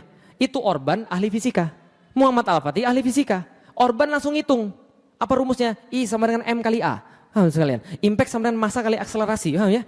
Jadi kalau ada massa sebesar ini, yang bisa dilontarkan sama sebuah proyektor, ini tembok jebol. Maka dia bilang pada Muhammad Al-Fatih dengan curiga, apakah engkau ingin menghancurkan tembok Konstantinopel? Al-Fatih balas, kalau iya kenapa? Orban membalas lagi, kalau iya kebetulan. Saya sudah tinggal di sana selama setahun. Saya tahu setiap lekuk-lekuk tembok ini dan saya bisa membuatkan senjata yang kamu maksud. Benar, benar. Oke, buatkan bagi saya. Kamu dibayar berapa? Saya dibayar segini janjinya. Saya bayar 4 kali lipat, buatkan senjata yang buat saya. Dibuatlah senjata yang sangat fenomenal pada saat itu. Belum pernah ada sebelumnya, namanya The Great Turkish Bombard. Atau lebih dikenal dengan nama The Basilica Cannon atau The Muhammad Great Gun. Ini senjatanya kalibernya 0,7 meter. Beratnya 18,2 ton. Panjangnya 5,2 meter, jarak tembaknya 1,6 km, sekali muntah 682 kg. Paham teman sekalian? Ini senjata pas dites. Ciu, nyungsep itu proyektil 2 meter di bawah tanah. Al-Fatih bilang, bagus, bagus, saya senang dengan senjata kamu, tapi masih ada kurangnya. Apa kurangnya? Kurang gede, buatin saya yang 2 kali lipat. Lu gimana caranya? Terserah kamu, kan kamu seniman senjatanya. Akhirnya dalam waktu 1 tahun, Orban membuatkan pada Muhammad Al-Fatih 69 meriam. Satu meriam ukurannya 5,2 meter, yang satu lagi 8,4 meter. Yang sisanya ukuran standar. Berapa ukuran standar? 3-4 meter ukuran standar. Nah, yang ini sampai sekarang masih ada yang ukuran standar, 3-4 meter. Di mana adanya? Di Istanbul? Enggak. Adanya di Museum Fort Nelson, Portsmouth, Inggris. Lu kok ada di Inggris Ustaz? Diminta sama Raja Inggris. Teman sekalian, dia bilang, please dong, bagi gue ini adalah meriam yang paling berarti dalam sejarah, please dong, please. Ya udah kita kasih. Nanti kalau dia sudah bosan kita minta balik lagi, teman sekalian. Nah, ini adalah senjatanya, kalau ada artis, kira-kira artisnya kayak begini. Kok ada artis terus Ustaz? Ya ini pesan sponsor, teman sekalian. Meriamnya digede sekali, teman sekalian. Dan ini ada ulirnya nih, di sini ada ulirnya. Jadi bisa kemudian diulir masuk. Teman sekalian, ini bisa diulir masuk. Di sini kemudian kasih mesiunya, di sini selongsong peluru gedenya itu. Nah ini kemudian kenapa harus diulir? Supaya mudah transportasi, paham sekalian? Karena kalau segede itu seberat itu nggak ada yang bisa angkat. Paham sekalian? Setelah dibuat semuanya, jadilah semua persiapan sudah selesai. Pada tanggal 6 April 1453 disepakati penyerangannya pada tanggal ini. Gimana cara serangannya? Al-Fatih melalui tiga arah. Satu lewat laut sebelah selatan, Laut Marmara. Lalu kemudian dari sebelah timur lewat Tanduk Mas, menyerang dari sebelah utara dari sini. Lalu kemudian dari barat lewat sebelah barat dengan pasukan-pasukan darat. Maka dikerahkanlah lewat sebelah selatan, dibuat tempat-tempat kemudian yang bisa bangun kapal. Semua dibuat kapal-kapal perang. Dalam bahasa Arab, tempat pembuatan kapal, pabrik namanya Darus Sinaah. Darus Sinaah itu jadi tempat pembuatan kapal pada masanya Muhammad Al-Fatih. Semua pabrik buat kapal. Di Tyre, di Sidon, di mana-mana, di Beirut, semua dibuatin kapal-kapal di sana.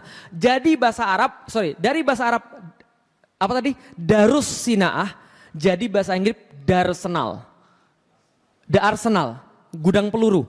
Itu artinya dari bahasa Arab Darus Sinaah. Admiral, yang paling terkenal adalah pasukan laut Islam. Admiral, itu dari bahasa Arab Amirul Bahar. Amirul Bahar adalah pemimpin lautan. Lalu kenapa? Yang paling terkenal pemimpin lautan di masa Islam namanya Khairuddin Barbarossa.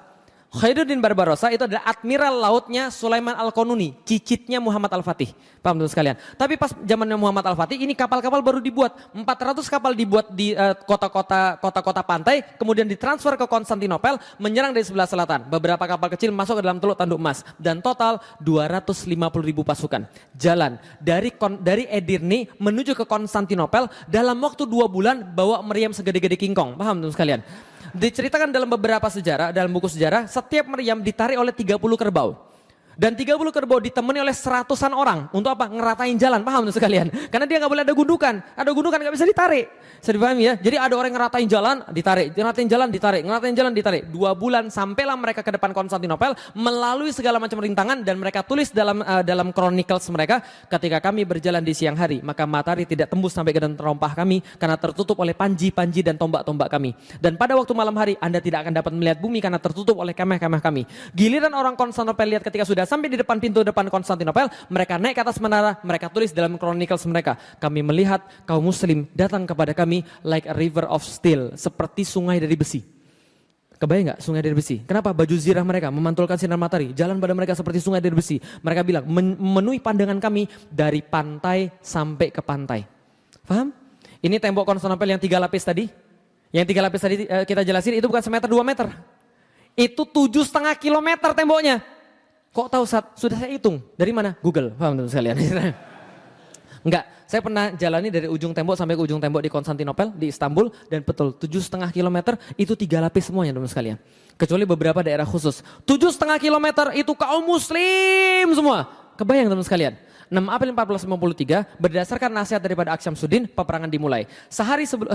Sebelum kemudian peperangan dimulai, Al-Fatih mengirimkan utusan. Kenapa? Hadisnya ada. Jangan perangi manusia sebelum utus manusia pergi ke pekarangan mereka dan sampaikan pada mereka 3 pilihan. 1, masuklah kepada Islam dan itu lebih baik daripada dunia dan seluruh isinya. Jadi kita tidak usah perangi mereka. Yang kedua, bayar jizyah ketundukan. Atau ketiga, mereka kemudian mau diperangi. Maka kemudian Kaisar bilang, lebih baik kami mati. 6 April 1453 dibariskan pasukan di depan tembok Konstantinopel, kira-kira jaraknya 1,5 kilometer. Kenapa 1,5 kilometer? Cukup jauh untuk bisa dipanah, tapi cukup dekat untuk bisa disaksikan. Pada hari yang sama, hari Jumat, Muhammad Al-Fatih sholat Jumat di situ. Bisa difahami? Ketika sudah sholat Jumat, takbir berkumandang, masuk ke dalam Konstantinopel, terdengar orang-orang muslim sedang melaksanakan sholat Jumat, mereka berpikir, ini kayaknya terakhir kalinya kita melihat salib di atas Hagia Sophia. Maka peperangan dimulai, meriam pertama ditembakkan. Yang menang Muhammad Al-Fatih atau Konstantinopel? Maunya Muhammad Al-Fatih, tapi kejadiannya serangan dari 3 arah kalah total. Kenapa kalah total? 400 kapal dihabisi hanya dengan sekitar 27 kapal Konstantinopel. Loh kok bisa habis? Karena 27 kapal Konstantinopel ini jauh lebih besar daripada kapal kaum muslimin. Di masa Muhammad Al-Fatih baru belajar buat kapal. Teknologi paling bagus pembuatan kapal ada di daerah Italia, di Venice sama di daerah Genoa. Maka mereka kemudian paling hebat di sana bawa kapal ukurannya 10-14 kali lipat lebih besar daripada kapal kaum muslimin. Kalah total di sana. Diceritakan dalam sejarah seperti semut lagi mengerubungin sebuah papan. Bisa dipahami sekalian, saking besarnya kapal mereka. Kalah total di lautan, sebelah daratan dipasang rantai segede kingkong. Kapal-kapal nggak bisa masuk. Lalu bagaimana dari sebelah barat? Meriam-meriam ditembakkan. Betul, sekali tembak hancur porsi besar dalam dinding mereka. Tapi baru ketahuan kelemahannya. Apa kelemahannya? Reloadnya 3 jam sekali. Paham sekalian? Tembak, sebentar jangan diisi dulu lah, kenapa? Ini pergesekannya sangat luar biasa, panas, kalau dipasang nanti pecah, jangan dimin dulu. Udah didimin dulu, pendinginan dulu, cooling down, kan 3 jam sekali baru bisa tembak lagi. Bayangkan, 7,5 kilometer, 69 meriam. 100 meter 1 meriam, nggak bisa jebol. Lah kenapa? Jebol, hancur semen, jebol, hancur semen, tembak, hancur semen, tembak, hancur semen. Paham teman sekalian? Semua itu nggak terjadi kemudian yang mereka harapkan dari tanggal 6 April 1453 sampai tanggal 20 April 1453, 2 minggu mereka di depan tembok, mereka pikir mereka bisa menang, ternyata kalah total. Temboknya terlalu perkasa bagi mereka. Dari situ yang mereka lihat bukan kemenangan. Apa yang mereka lihat? Mayat-mayat bergelimpangan. Kemudian logistik bertambah sedikit, penyakit-penyakit mulai muncul, orang-orang mulai kemudian kehilangan semangat tempur, mulai muncul masa-masa suara-suara sumbang. Tahu suara-suara sumbang? Kalau pernah naik gunung? Pernah naik gunung? Naik gunung tuh paling susah pas baru mulai, di tengah, atau pas udah mau nyampe. Yang sering naik gunung, di bawah, di tengah, atau pas udah mau nyampe? Yang pernah naik gunung, pasti pas bentar lagi mau nyampe udah kelihatan itu ujungnya. Itu tiba-tiba ada yang ngomong, pulang yuk bro. Gue udah pusing banget nih bro. Kayaknya gue gak bisa lanjut lagi nih bro. Pernah gak dengarnya begitu? Banyak sekali, itu pasti ada yang begitu. Ingat baik-baik kalau antum punya proyek besar, atau kalau antum mau hijrah, pas antum baru mau nyampe itu masih ada ujian. Mesti ada ujian. Muncul suara-suara sumbang, dan biasanya pakai dalil. Kan bukannya Allah tidak membebankan kepada kita apa yang tidak sanggup kita tanggung gitu kan. Sama kayak di situ, muncul suara-suara sumbang, pulang aja yuk. Kayaknya kita nggak bakal menang deh. Muhammad Al-Fatih ini kurang ajar, masih muda, ambisius, gara-gara dia banyak yang mati. Gara-gara dia banyak muda yang meninggal. Gara-gara anak muda yang ambisius ini. Muncul suara-suara sumbang dan Al-Fatih tahu, yang paling berbahaya dalam perang bukan kehilangan logistik, bukan kehilangan senjata, tapi kehilangan mental. Maka dia kumpulin seluruh panglima-panglimanya, dia rapat. Oke, sampaikan pada saya. Apapun yang Anda mau, sampaikan pada saya. Kita lanjut atau kita pulang. Nggak ada yang berani ngomong. Lah kenapa? Al-Fatih itu 21 tahun tapi temperamental. Siapa yang kemudian macam-macam itu bisa dihukum sama dia. Nggak ada yang berani ngomong. Yang berani ngomong cuma satu orang, namanya Khalil Pasha. Khalil Pasha datang pada Muhammad Al-Fatih. Khalil Pasha ini penasehat semenjak zaman bapaknya. Sudah sepuh banget, sudah senior. Dia bilang, Muhammad, bukankah saya adalah penasehat dari zaman bapakmu? Iya. Muhammad, saya melihat kamu dari kecil. Saya melihat kamu tumbuh jadi dewasa, menjadi seorang panglima yang diharapkan oleh umat. Nggak ada yang bisa memimpin semua ini kecuali kamu di masa depan. Lalu dia bilang begini, tapi dari tadi tuh saya lihat kamu tuh keras kepala luar biasa. Kamu itu membawa pasukan menuju jurang kehancuran. Kalau kamu tetap keras kepala seperti ini. Belakangan diketahui dia sudah disogok oleh Yunani. Lalu kemudian dibilang nih, pulang saja. Kita ambil kemudian upeti dari mereka, kita balik lagi. Al-Fatih nggak suka. Sebelum selesai ngomong orang ini, orang sepuh ini, meja dibanting. Duar! Seorang mualaf namanya Zaganos Pasha. Zaganos Pasha bilang gini, jangan dengarkan kata-kata dia hendak memadamkan semangat dari dalam diri kita.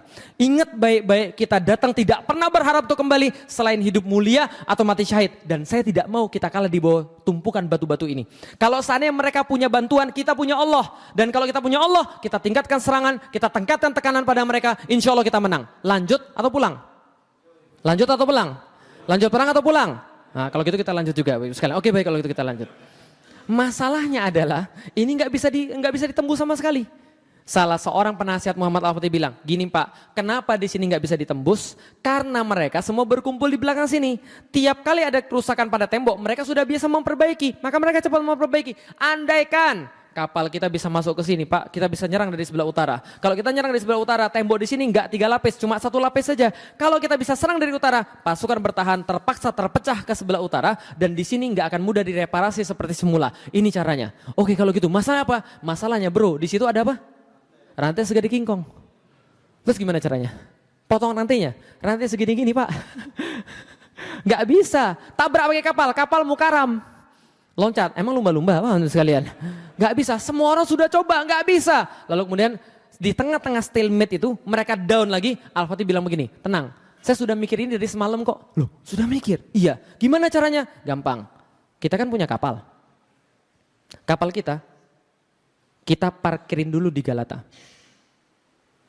Setelah parkirin di Galata, kapalnya kita angkat. Lalu kita balikin lagi ke laut.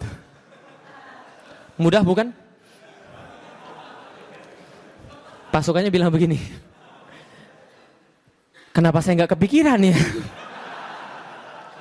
Tapi mohon maaf wahai Sultan, apakah Sultan lupa kalau Galata ini sebuah bukit? 60 meter Pak. Al-Fatih katakan, saya tahu itu sebuah bukit. Tapi kalau seandainya Anda saja tidak mengira itu terjadi, apalagi orang-orang Konstantinopel, mereka nggak bakal ngira. Dan Anda harus tahu, Muhammad Rasulullah ketika berperang itu selalu pakai strategi kejutan.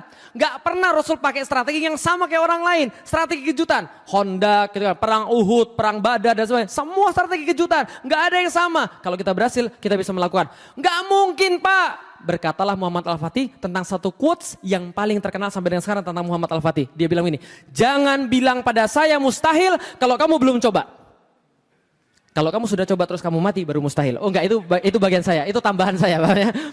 Quotesnya adalah, jangan bilang pada saya mustahil kalau kamu belum coba. Langsung akhirnya disepakati, 21 April 1453 disepakati kapal-kapal ditarik dari Selat Bosforus menuju pada Teluk Tanduk Mas. Hasilnya apa yang terjadi teman sekalian? 22 April 1453 kapal pindah. Berapa? 72 kapal pindah dari Selat Bosforus kepada Teluk Tanduk dalam waktu berapa lama? 1 malam. Berapa lama? 1 malam. 22 April 1453 menjelang kemudian sinar matahari kemudian naik, maka orang Konstantinopel kaget kebangun dari tidurnya karena mendengarkan takbir dari atas Bukit Galata. Lalu mereka lari tunggang langgang naik ke atas menara, mereka lihat ke atas Bukit Galata, yang mereka lihat horor. Lah kenapa? Mereka lihat bendera la ilaha illallah Muhammad Rasulullah sudah berkibar di situ. Lihat ke bawah, yang mereka lihat sebuah pemandangan yang merenggut nyali mereka semuanya. Lah kenapa? Kapal-kapal perang berbaris satu persatu masuk dalam wilayah mereka, yang mereka kira selama ini paling aman berubah menjadi wilayah paling berbahaya bagi mereka. Maka mereka bilang Muhammad Al-Fatih orang gila. Lah kenapa? Muhammad Al-Fatih melebihi Alexander Agung. Alexander Agung membawa kapal-kapalnya melalui ombak-ombak lautan. Sementara Muhammad Al-Fatih menggunakan bukit-bukit sebagai pengganti ombak-ombak. Muhammad Al-Fatih gila. Maka mereka katakan Konstantinopel is over. Konstantinopel sudah selesai. Maka tapi belum selesai, peperangan dilanjutkan sampai pada tanggal 27 Mei 1453. Dari 6 April 1453 sampai 27 Mei 1453, hampir 2 bulan mereka berperang di sana. Pada tanggal 27 Mei 1453, Al-Fatih berhasil membuat satu lubang yang sangat besar di tengah-tengah tembok Konstantinopel, karena tadi pasukannya sudah beralih ke sana. Lantas lubang ini nggak mungkin bisa diperbaiki lagi. Maka Al-Fatih katakan berhenti perang pada tanggal 27. Berhenti perang, besok semua berpuasa sunnah. Doa pada Allah. Berpuasa sunnah, doa pada Allah. Minta penaklukan ini. Lah kenapa? Aku lebih baik tidak memimpin apapun kalau aku tidak punya kota ini. Aku pengen kota ini. Jangan kemudian kalian nggak puasa, semuanya puasa. Maka pada tanggal 28 semuanya berpuasa sunnah. Mereka baca Al-Quran, ulama-ulama turun mengingatkan para pasukan tentang kemuliaan jihad fisabilillah, tentang bagaimana Abu Ayyub Al-Ansori yang Rasul nginep di rumah dia dan dia sengaja datang ke tanah ini untuk menagih janji Rasulullah Sallallahu Alaihi Wasallam. Semua diceritakan tentang itu, khusyuk luar biasa. Tanggal 29 mereka sholat subuh, mereka sholat tahajud. Setelah selesai sholat tahajud jam 2 malam, pada saat jam 2 pagi pada saat itu Al-Fatih kemudian naik di atas kudanya. Kemudian dengan pedang yang lengkap dan dengan baju zirah yang lengkap, dia berkhutbah pada seluruh pimpinan pasukannya dengan khutbah yang masih tercatat sampai dengan sekarang. Apa khutbahnya? Ini khutbahnya teman sekalian. Seandainya penaklukan kota Konstantinopel sukses, maka sabda Rasul telah menjadi kenyataan. Dan salah satu mujizatnya kelak akan terbukti. Maka kita akan mendapatkan bagian daripada apa yang menjadi janji daripada hadis ini, yaitu kemuliaan dan penghargaan. Oleh karena itu, sampaikan pada pasukan satu persatu kemenangan besar yang segera akan kita capai, menambah kemuliaan dan ketinggian Islam saja. Bukan ketinggian kita, bukan kemuliaan kita. Yang ini paling penting. Untuk itu, perhatiin baik-baik, digaris bawahi. Untuk itu, wajib bagi setiap pasukan menjadikan syariat selalu di depan mata dia. Dan jangan sampai ada yang bermaksiat. Karena Allah tidak akan memberikan kemenangan pada orang yang bermaksiat. Jangan maksiat. Kalau Anda maksiat, Allah tahan kemudian pertolongan Allah. Jangan maksiat. Jangan maksiat. Lah kenapa? Jangan mengusik tempat-tempat peribadatan orang. Jangan membunuh para wanita. Disampaikan nasihat-nasihat semuanya. Kemudian disiapkan pasukannya. Jam 2 berperang. Al-Fatih membagi 3 pasukannya untuk menyerang Konstantinopel. Yang pertama buat capek, yang kedua buat capek, yang ketiga sudah disiapkan beneran. Siapa yang gelombang pertama? Namanya pasukan Azab. Pasukan Azab dalam bahasa Indonesia pasukan jomblo. Paham teman sekalian? Nah, jadi kalau jomblo di zaman dulu itu pengen cepat mati. Lah kenapa? Hidup terlalu menderita. Pengen cepat mati aja. Paham teman sekalian? Jadi kalau ada zaman sekarang nggak mau nikah, nanti kalau seandainya khilafah sudah tegak, anu jadi pasukan paling depan, paham sekalian? Jomblo cepat mati kan? Kenapa? Supaya berakhir penderitaan saya, paham sekalian itu ya. Pasukan Azab yang pertama jam 2 sampai jam 4 dibatasi. Jam 4 kemudian setelah kemudian pasukan Azab, pasukan yang kedua pasukan Sipahi bersenjata lengkap, berzirah lengkap, maju ke depan. Mereka buat pasukan capek, tapi tetap nggak menang juga. Jam 6 dikeluarkan pasukan yang terakhir. Apa namanya? Inkisaria, Yeniseri, 7.000 pasukan tadi yang sudah disiapkan. Pergi kemudian, bismillah pergi. Yang terjadi adalah sebelum matahari bersinar dari sebelah timur, Al-Fatih memenangkan kemudian pertarungan, masuk ke dalam kota, ini tempat masuknya, lalu mengucapkan, Alhamdulillah, semoga Allah merahmati para syuhada, memberikan kemuliaan pada mujahidin, serta kebanggaan dan syukur buat rakyatku. Lalu kemudian dia masuk ke dalam kota, diiringi dengan kemudian gurunya, ini Aksyamsuddin digambarkan seperti ini, dengan kuda putihnya, dengan baju zirah lengkapnya, dengan bendera tauhid, la ilaha illallah Muhammad Rasulullah. Mungkin di sini ada tambahan inna fatahna laka fatham mubina. Ini kemudian bendera Utsmani, warnanya merah, dihiasi kemudian dengan kalimat tauhid. Jadi kalau kemudian ada yang teman-teman lihat kemarin aksi ada bendera merah itu, mereka sudah bilang pada saya, kami pengen bawa bendera Utsmani yang warna merah. Monggo silakan saja, agar jangan bawa bendera LGBT aja, paham sekalian. Oke. Nah, kemudian ketika masuk bendera yang kemudian ke dalam kota, Al-Fatih dengan kudanya masuk ke dalam kota langsung menuju ke Hagia Sophia. Diceritakan dalam sejarah, Al-Fatih menoleh ke kiri dan menoleh ke kanan, Masya Allah, menoleh ke kiri, Masya Allah, menoleh ke kanan lagi, Masya Allah, Masya Allah, Masya Allah. Dia merasa nggak percaya. Lah kenapa? Bahwa dirinya sudah dipilih menjadi panglima yang terbaik. Lurus kemudian menuju kepada Hagia Sophia, sampai di depan Hagia Sophia, di jantung kota itu. Kemudian dia turun daripada kudanya, tidak dapat menahan rasanya. Lalu kemudian duduk bersujud ke arah Makkah, melepas sorbannya, mengambil segenggam tanah Konstantinopel, menaburkan ke atas kepala dia. Lalu berkata bahwa dia cuma manusia, dia nggak ada yang lain. Allah yang memberikan penaklukan ini. Masuk ke dalam gereja, kemudian dia temui di sana banyak sekali perempuan-perempuan menangis, anak-anak menangis. Mereka kira mereka bakal mau dibunuh. Lah kenapa? Ingat 1453 penaklukan Konstantinopel. Di saat yang sama Spanyol direkonquista. Spanyol ditaklukkan kembali oleh orang-orang Spanyol. Maka kemudian orang-orang banyak dibunuh di sana. Orang di sini merasa mereka akan dibalas dendam lalu dibunuh juga. Al-Fatih katakan, tenang, keluar kalian semua daripada gereja. Yang pengen tetap tinggal di kota ini, properti mereka tidak akan diganggu. Yang pengen keluar daripada kota ini, kami jamin nyawa mereka sampai di depan pintu gerbang kota, kami akan jaga nyawa mereka, silakan keluar daripada kota ini. Tapi kami minta tempat ini dijadikan sebagai masjid. Coba lihat baik-baik, tempat terbaik dijadikan sebagai masjid. Tempat terindah, termegah dijadikan sebagai masjid. Mental orang-orang Indonesia, sekarang masjid ditaruh di tempat yang paling sisa. Paham? Mall-mall gitu kan ya, dekat pipa-pipa gitu kan ya. Dekat paling atas tempat-tempat yang nggak tahu tempat itu tempat apa. Nah ini tempat yang paling bagus jadi masjid, Masya Allah. Ingat baik-baik, kalau masjid sudah lebih jelek daripada rumah Anda, wajar Anda nggak betah ke masjid. Masjid itu harus lebih bagus daripada rumah Anda supaya Anda betah ke masjid. Bisa difahami teman sekalian. Maka kemudian dilantiklah jadi masjid. Tempat paling indah teman sekalian. Dibersihin di hari yang sama. Pagi-pagi dibersihin, dicuci, dibersihin semua. Lalu kemudian diturunin, kemudian berhala-berhala, patung-patung diturunin. Kemudian gambar-gambar yang gak benar ditutupi dengan lumpur semuanya. Dibuatin satu tempat mihrab. Digeser 9 derajat arah dari Masjidil Aqsa menuju pada Masjidil Haram. Karena orang-orang zaman dulu mereka buat gereja arahnya ke Masjidil Aqsa. Digeser pada Masjidil Haram. Setelah 9 derajat digeser Masjidil Haram. Semua sudah selesai pas asar di hari yang sama. Selasa 29 Mei 1453 berkumandang azan pertama kali di Konstantinopel. Allahu Akbar, Allahu Akbar. Dan sampai sekarang nggak selesai. Tapi sayangnya tempat ini sekarang dijadikan sebagai museum. Paham teman sekalian? Nunggu pemberani-pemberani yang datang daripada kaum muslimin membalikkan lagi menjadi sebagai sebuah masjid. Bisa dipahami teman sekalian? Oke, pertanyaan saya sederhana. Antum kayak dengar sebuah kisah dongeng gitu ya? Dari tadi gitu. Ini kayak dongeng Ustaz, kayaknya nggak mungkin. Ini kejadian nyata. Saya tulis dalam buku saya Muhammad Al-Fatih 1453 yang nanti kalau mau ada di luar iklan. Enggak, itu promosi. Paham ya? Oke. Lihat baik-baik. Ini Hagia Sophia. Ini Hagia Sophia sekarang. Ini dulu bagi Muhammad Al-Fatih namanya Kizil Elma. Kizil Elma artinya apel merah. Puncak pencapaian tertinggi seorang Muhammad Al-Fatih adalah menaklukkan Konstantinopel lalu kemudian mengambil Hagia Sophia. Bisa dipahami sekalian? Coba lihat. Ini dulu nggak ada yang pensil-pensil ini nggak ada. Ini struktur-struktur ini nggak ada. Karena ini struktur tambahan semua nih. Struktur tambahan semua. Yang asli cuma ini doang nih. Ini struktur aslinya nih. Ini Hagia Sophia. Coba lihat baik-baik. Materi semua yang saya ceritakan pada Anda tadi pengantar materi utama. Oh, pengantar doang, iya. Apa materi utamanya? Ini materi utamanya. 54 hari perang, 825 tahun penantian. Lihat baik-baik, 54 hari mereka perang, 825 tahun penantian. Maksudnya seperti apa? 54 hari mereka perang, kukuh di sana dengan berbagai macam cobaan yang lebih luar biasa lagi 825 tahun penantian. Maksudnya semenjak keluar dari lisan Rasulullah Sallallahu Alaihi Wasallam, la tuftahanal Konstantiniyah, akan ditaklukkan Konstantinopel bagi kalian, wahai umatku, akan ditaklukkan Konstantinopel. Saat itu orang Yahudi tertawa terbahak-bahak bilang Muhammad gila, stres, ngayal, gak mungkin. Paham antum?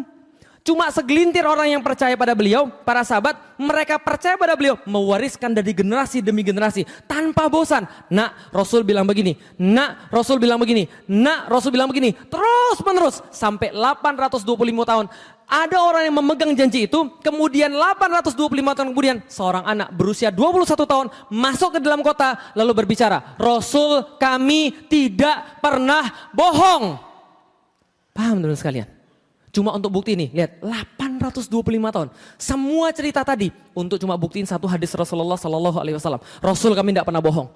Kalau dia sudah bilang akan kejadian di masa depan, kami yakin sebagaimana kami yakin bahwa kami pasti mati dan kami yakin sebagaimana kami yakin bahwa Allah adalah Tuhan kami. Rasul tidak pernah bohong. Kami berusaha sebaik-baiknya. 21 tahun anak itu masuk ke dalam kota, Rasul kami tidak pernah bohong. Paham teman sekalian? Berapa lama dia berjuang? Kadang-kadang ada orang di antara kita baru 1 tahun berjuang, baru 2 tahun berjuang, baru sekali ikut aksi, baru 2 kali ikut aksi. Kemudian aksi lagi disuruh, kemudian mereka bilang aksi terus. Kapan menangnya ya Ustaz? Kapan kita kemudian hebatnya ya Ustaz? Masa kita aksi terus? Antum gak sabar. Paham sekalian? Ini lu lihat, ini satu kota ini, kejayaan ini, diperjuangkan 825 tahun. Berapa generasi itu? Mereka sabar menanti janji Rasulullah, gak pernah mereka ingkar, gak pernah mereka ragu. Walaupun harus lama, mati saya nggak apa-apa. Yang penting anak saya lanjut tugas saya. Paham teman sekalian? 825 tahun. Antum baru hijrah setahun 2 tahun, minta janji Allah. Paham saya? Ngayal kadang-kadang. Masya Allah. Coba kita lihat teman sekalian. Apa rahasia mereka? Ini rahasia mereka. They believe in something that cannot be seen by eyes. Mereka percaya pada sesuatu yang tidak dapat dilihat oleh mata. Rusaknya orang Indonesia pada zaman sekarang dan orang-orang muslim di seluruh dunia pada zaman sekarang karena mereka mengandalkan mata dan logika untuk melihat sesuatu. Padahal Allah dan Rasulnya minta kita untuk menggunakan iman untuk melihat sesuatu. Bisa dipahami teman sekalian? Contoh, orang zaman dulu, coba lihat baik-baik. Mereka nggak pakai mata dalam meyakini sesuatu. Coba lihat, apa beda antara orang muslim dan bukan orang muslim? Yang bukan muslim mau lihat baru percaya. Yang muslim percaya baru lihat. Lihat baik-baik. Orang Yahudi disuruh pada mereka, ayo kita ke surganya Allah. Apa kata mereka? Tunjukin dulu gue surganya. Baru gue percaya. Mau lihat dulu baru percaya. Bisa dipahami? Kalau Anda mau lihat surga baru percaya, mati aja dulu. Paham teman sekalian? Tapi orang muslim tidak. Orang muslim tidak. Orang muslim sebaliknya. Sekarang saya tanya, antum percaya surga? Percaya surga? Yakin? Nanti antum lihat insya Allah. Kalau antum benar-benar yakin, antum lihat insya Allah. Orang muslim yakin baru lihat. Bukan lihat baru yakin. Bisa dipahami teman sekalian? Orang Yahudi baru lihat baru yakin. Tapi setelah lihat nggak yakin juga. Muhammad, kalau kamu memang benar-benar seorang nabi, belahlah bulan bagi kami. Kalau kamu belah bulan bagi kami mau masuk Islam. Dibelah nggak sama Rasulullah? Masuk Islam nggak mereka? Oh itulah kaum ingkar itu begitu. Makanya resolusi berapa kali pun percuma. Mereka gak bakal taati itu. Lah kenapa? Karena mereka kaum Yahudi begitu sifatnya. Bisa difahami teman sekalian. Ingkar mereka gak mau. Tapi kaum muslimin dia yakin baru dia lihat. Coba lihat baik-baik teman sekalian. Seorang syahid yang pertama bukan seorang wanita. Jihad diwajibkan atas kaum laki-laki tapi syahid yang pertama kali wanita. Siapa namanya? Sumayyah ibu-ibu sekalian. Didilah anak-anak kita kayak Sumayyah. Sumayyah itu kemudian dia dicambuk habis-habisan. Lah kenapa? Karena anaknya Amr bin Yasir bawa orang tuanya Sumayyah dan bapaknya Yasir untuk masuk Islam. Mereka berdua masuk Islam bapaknya. Bapak ibunya langsung kemudian disiksa habis-habisan oleh Umayyah bin Khalaf. Yaitu adalah majikannya mereka. Lalu Umayyah bin Khalaf kemudian cemuti habis-habisan, dicambuk habis-habisan. Ayo akui Lata dan mana adalah Tuhanmu, Lata Uzza mana adalah Tuhanmu. Suatu saat enggak tahan diludahi sama Sumayyah. Diludahin. Karena Umayyah bin Khalaf. Umayyah bin Khalaf ketika diludahin, marah besar, ambil tombak, ditusukkan dari kemaluannya tembus sampai pada lehernya. Ketika dalam kondisi seperti itu, siksaan seperti itu, orang menyaksikan tapi nggak bisa buat apa-apa. Amr bin Yasir diikat di sebuah pohon kurma, nggak bisa buat apa-apa. Bapaknya mau disiksa juga, nggak bisa buat apa-apa. Rasul lewat di depan mereka dalam kondisi siksaan seperti itu. Apa kata Rasulullah Sallallahu Alaihi Wasallam? Sobron ala Yasir, sabar wahai keluarga Yasir. Sobron ala Yasir, fa inna mau'idukumul jannah. Sesungguhnya Allah telah menjanjikan pada kalian semua surganya Allah. Apa kata Sumayyah? Ketika mendengarkan kata surga itu, ya Rasulullah, surganya seakan-akan sudah di depan mata saya ini ya Rasulullah. Enggak dirasakan lagi sakit, enggak dirasakan lagi kemudian pedih. Lah kenapa? Karena dengar kata surga senang sekali. Ya Allah, hilang itu semua fakta di depan mata karena apa yang dibicarakan oleh Rasulullah. Bagi mereka kata-kata Rasulullah lebih nyata daripada realitas di depan mata. Paham teman-teman sekalian? Itulah mereka orang-orang begitu. Mereka yakin pada Rasulullah. Kenapa? Kalau Rasul sudah bilang, itu pasti jadi. Enggak ada penderitaan lagi. Rasul sudah janjikan surga. Masya Allah. Tapi zaman sekarang enggak begitu. Coba kita lihat. Apa yang Anda dapatkan dengan mata Anda? Ini yang Anda dapatkan dengan mata. Rohingya, Palestina, Syria, dihabisi di mana-mana. Enggak selesai-selesai perasaan kita itu. Coba antum perhatikan bagaimana doanya apa namanya? Doa kunutnya para imam itu loh. Nambah terus.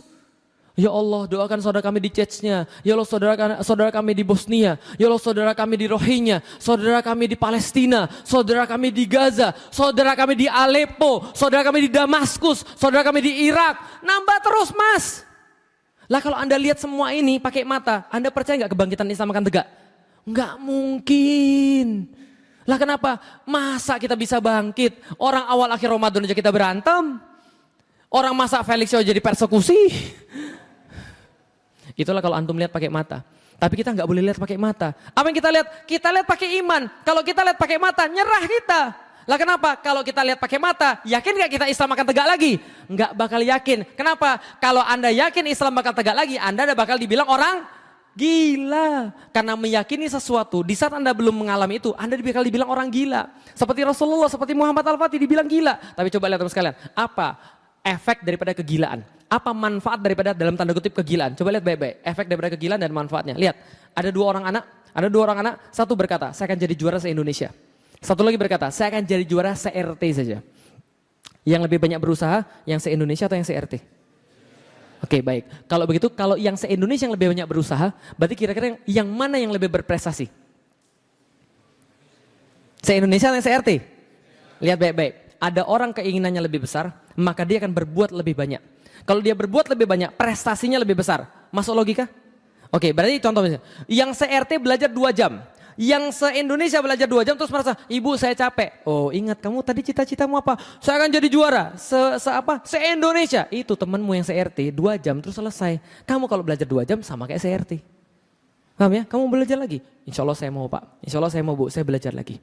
Lah kenapa? Karena dia mau jadi juara yang lebih besar, yang lebih tinggi. Dia belajar lebih banyak karena keinginannya lebih besar, maka dia berprestasi lebih banyak. Oke sekarang kita balik. Berarti kalau ada orang prestasinya biasa-biasa saja, berarti dia usahanya biasa-biasa saja. Kenapa dia usahanya biasa-biasa saja?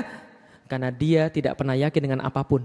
Dia tidak pernah punya visi ke depan. Dia tidak punya Rasulullah yang dia yakini. Bisa dipahami teman sekalian? Pertanyaan saya sederhana. Nggak usah dijawab pada hari ini. Ibu-ibu pertanyaan saya sederhana. Nggak usah dijawab hari ini. Nanti dijawab di rumah.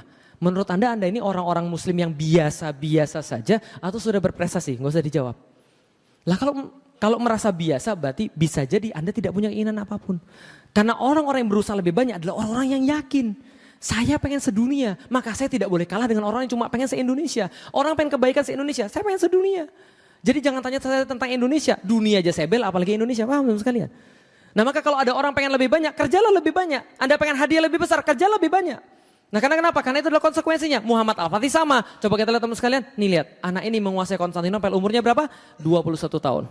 Tapi ketika saya masuk Islam, umur saya 18 tahun. 18 tahun saya masuk Islam, saya dapat cerita ini dari Muhammad Al-Fatih, dari Fatih Karim, guru saya. Fatih Karim ceritain saya tentang Muhammad Al-Fatih, datanya yang dia dapat pada saat itu, ada penakluk Konstantinopel umurnya 23 tahun.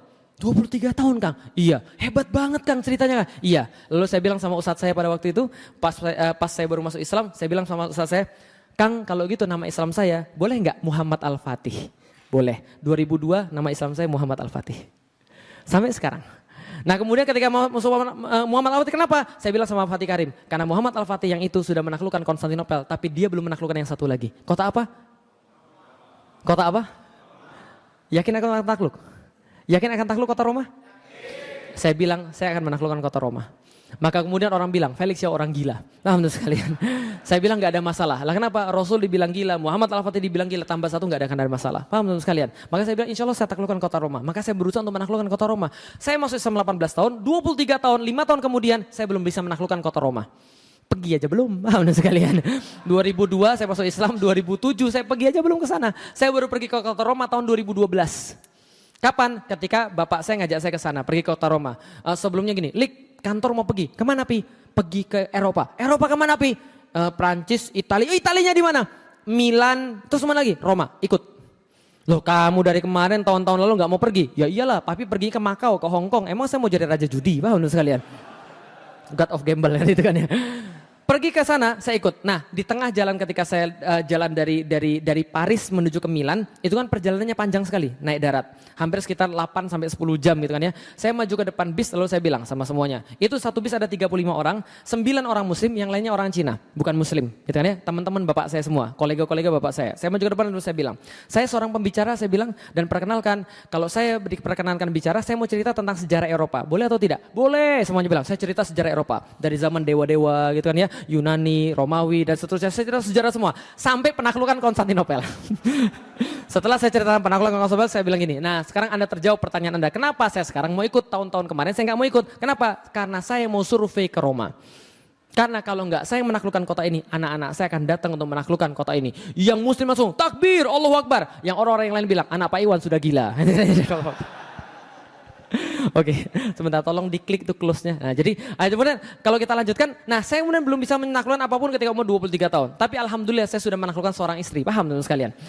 Saya nikah umur 22,5 tahun, saya nikah, saya dapat seorang istri. Lalu ketika saya bilang sama istri saya, Dik, kayaknya bukan jatah kita menaklukkan kota Roma. Lalu kenapa kita sudah tua? 23 tahun dan kita belum bisa apa-apa. Sedangkan Muhammad Al-Fatih menaklukkan umur 23 tahun. Yang saya tahu waktu itu kan 23 tahun. Maka saya bilang pada istri saya, bukan kita bisa jadi anak kita. Maka kalau kita punya anak, Dik, anak kita namanya Muhammad Al-Fatih. Sepakat? Insya Allah, kata istri saya. 2006 kita menikah, 2008 kita punya anak pertama. Perempuan. Gak kasih jadi nama Muhammad Al-Fatih. Gak jadi kasih nama Muhammad Al-Fatih, namanya Alila akhirnya. Nah 2010 kita punya anak laki-laki, alhamdulillah. Akhirnya ketika kita mau kasih nama Muhammad Al-Fatih gak jadi juga. Lah kenapa? Ternyata teman-teman saya sudah namanya Muhammad Al-Fatih semua. Karena saya sudah cerita ini dari tahun 2008. Teman-teman saya anaknya namanya Muhammad Al-Fatih semua. Fatih Karim itu punya anak namanya Muhammad Fatih Alif. Alasannya apa? Alif adalah huruf pertama, berarti dia pertama kali sampai ke kota Roma. Yang lain belakangan, mohon maaf. Teman saya yang lain bikin nama Muhammad Fatih Al-Awal. Lah kenapa? Dia awal, yang lain akhir. Teman saya Cahyo itu kan ya, Mas Cahyo itu yang sering di ngaji, dia kasih nama anak siapa? Muhammad Fatih Ridho. Yang lain tidak diridhoi, cuma anak saya diridhoi. Akhirnya nama anak saya sudah sepakati sama istri saya, namanya Sifar Muhammad Al-Fatih 1453. Itu nama anak saya, Sifar Muhammad Al-Fatih 1453. Ada angkanya, ada angkanya. Lah saya sendiri yang ngurus. Saya ngurus ke dinas kependudukan yang ada di Esparman sana. Saya ingin kasih sana, ini nama anak saya. Dia lihat, apa ini Pak? 1453. Maksud Anda 1453 tulisan panjang sekali? Enggak, 1453. Susah Pak, ini enggak mungkin Pak, ini enggak boleh Pak. Saya 15 tahun sudah kerja di sini Pak, baru sekali ada orang kayak Bapak ini. Makanya 15 tahun sudah kerja, kasih saya satu. Masa Wiro Sableng aja boleh, 212 anak saya enggak boleh? Dikasihlah nama anak saya 1453. Nama anak saya Sifar Muhammad Al-Fatih 1453. Kemudian 1 tahun kemudian nama anak saya yang ketiga Gozi Muhammad Al-Fatih 1453. Untuk apa? Bukan sekadar gengsi-gengsian. Ini adalah pesan buat anak saya. Bapak Ibu sekalian, tujuan saya nulis buku yang paling utama adalah karena saya nggak tahu kapan saya mati. Kalau seandainya saya mati duluan sebelum saya bisa mendidik anak saya, itu buku sudah menjadi penggantinya. Bahwa dia harus tahu bapaknya siapa. Ya itu yang nulis buku itu. Dia harus tahu bapaknya itu idenya apa. Bapaknya pengen apa. Bapaknya itu siapa. Itu dari buku itu. Nanti kalau dia sudah gede, bapak ibunya nggak ada misalnya, taruhlah dia nggak usah tanya gurunya, dia nggak usah tanya siapa-siapa. Dia sudah punya tugas itu yang sudah saya berikan pada nama dia. Pergi ke internet, ketik 1453, dia akan dapat semua cerita tadi. Dia akan tahu bahwa Rasul nggak main-main ketika ngomong kota Roma. Paham teman sekalian? Bisa dipahami sekalian? Maka itu kemudian saya kasih 1453. Dan bagi orang-orang yang tahu 1453 itu angka keramat luar biasa. Lah kenapa? Lihat Konstantinopel menaklukkan, Turki menaklukkan Konstantinopel. Sekarang Turki jadi Turki yang sekarang. Konstantinopel sekarang lari ke Yunani jadi bangsa Yunani. Dulu ketika ada pertandingan bola, ini memang tidak ideologis ya, memang tidak benar. Tapi ini contoh cerita saja. Nih ada pertandingan bola, piala kalau nggak salah UEFA atau Champions saya lupa, Panathinaikos lawan Galatasaray. Galatasaray grup mana? Tahu Galatasaray itu artinya apa? Galata itu bukit Galata tadi, Saray artinya Pelis, istana. Jadi Galatasaray grup Turki lawan Panathinaikos, grup Yunani gitu kan ya. Lawan mereka itu orang-orang Turki iseng. Pakai kemudian ketika ke tempat lawannya, ketika pergi ke tempat kandang lawannya, dia bentangan spanduk judulnya begini, Remember 1453. Nah, sekalian. Langsung gak jadi main bola, tawuran di situ ada. Setelah itu Yunani bilang karena mereka memprovokasi kami dengan mengungkit kehinaan masa lalu. Paham teman sekalian? Kalau Anda bawa 1453 pergi ke Yunani, Anda bakal dipermasalahkan di situ. Nah, kenapa? Bagi mereka itulah angka takluknya mereka ke dalam orang-orang Turki, tapi bagi kita tidak. Itu adalah di mana tahun Allah menzohirkan Islam di atas seluruh dunia. Bisa difahami? Dari 1453 muncul Renaissance. Dari 1453 muncul kemudian kejaran-kejaran Islam yang lain, Masya Allah. Nah, maka anak saya dikasih nama 1453 supaya dia tahu ini tugas daripada bapaknya. Paham teman sekalian? 1453. Pertanyaan saya sederhana. Pertanyaan terakhir sebelum saya selesaikan materinya, masih ingat ketika gali parit tadi ada dua kelompok. Yang satu yang benar-benar beriman, yang kedua Yahudi yang terpaksa. Kalau cerita pasti orang muda ingat. Itulah ibu kenapa Anda sering-sering cerita pada anak-anak. Ya, jadi yang pertama siapa? Yang benar-benar beriman. Yang kedua, oke, Yahudi kalau dengar kata-kata Rasulullah maka dia tertawa terbahak-bahak lalu bilang Rasulullah orang gila. Sedangkan Muslim, mukmin mendengar hadis Rasulullah yakin berbuat yang terbaik dan mereka lihat hasilnya. Pertanyaan saya sederhana, yakin gak antum Roma akan takluk? Yakin? Takbir. Bisa dipahami teman sekalian? Kenapa saya selalu bersemangat untuk mendakwakan Islam? Paham ya sekarang ya? Karena saya punya bisyarah dari Rasulullah Sallallahu Alaihi Wasallam. Kita pasti menang insya Allah. Cuman masalahnya adalah antum mau nggak menjalani itu semua itu? Kalau antum mau menjalani itu, antum jadi kemudian muslim yang istimewa, antum bukan jadi orang-orang yang biasa. Lah kenapa? Muslim ketika bersyahadat, dia tidak ditakdirkan jadi orang yang biasa. Karena orang-orang yang biasa cukuplah orang-orang yang selain Islam. Bisa dipahami teman sekalian. Orang muslim nggak boleh jadi orang biasa. Punya cita-cita yang besar. Gali hadis Rasulullah. Cari masa depan Islam kayak apa. Allah janjikan pada antum kebangkitan. Kalau antum percaya tentang kebangkitan Islam, jalani sekarang. Nanti antum akan masuk yang menyaksikan kebangkitan itu atau mati mewariskan kebangkitan itu pada anak-anak antum. Paham teman sekalian? Bisa dipahami? Oke baik, ini adalah materinya. Mudah-mudahan kemudian bermanfaat bagi teman-teman sekalian semuanya. Kalau ada yang baik hanya berasal pada Allah Subhanahu wa taala. Mohon maaf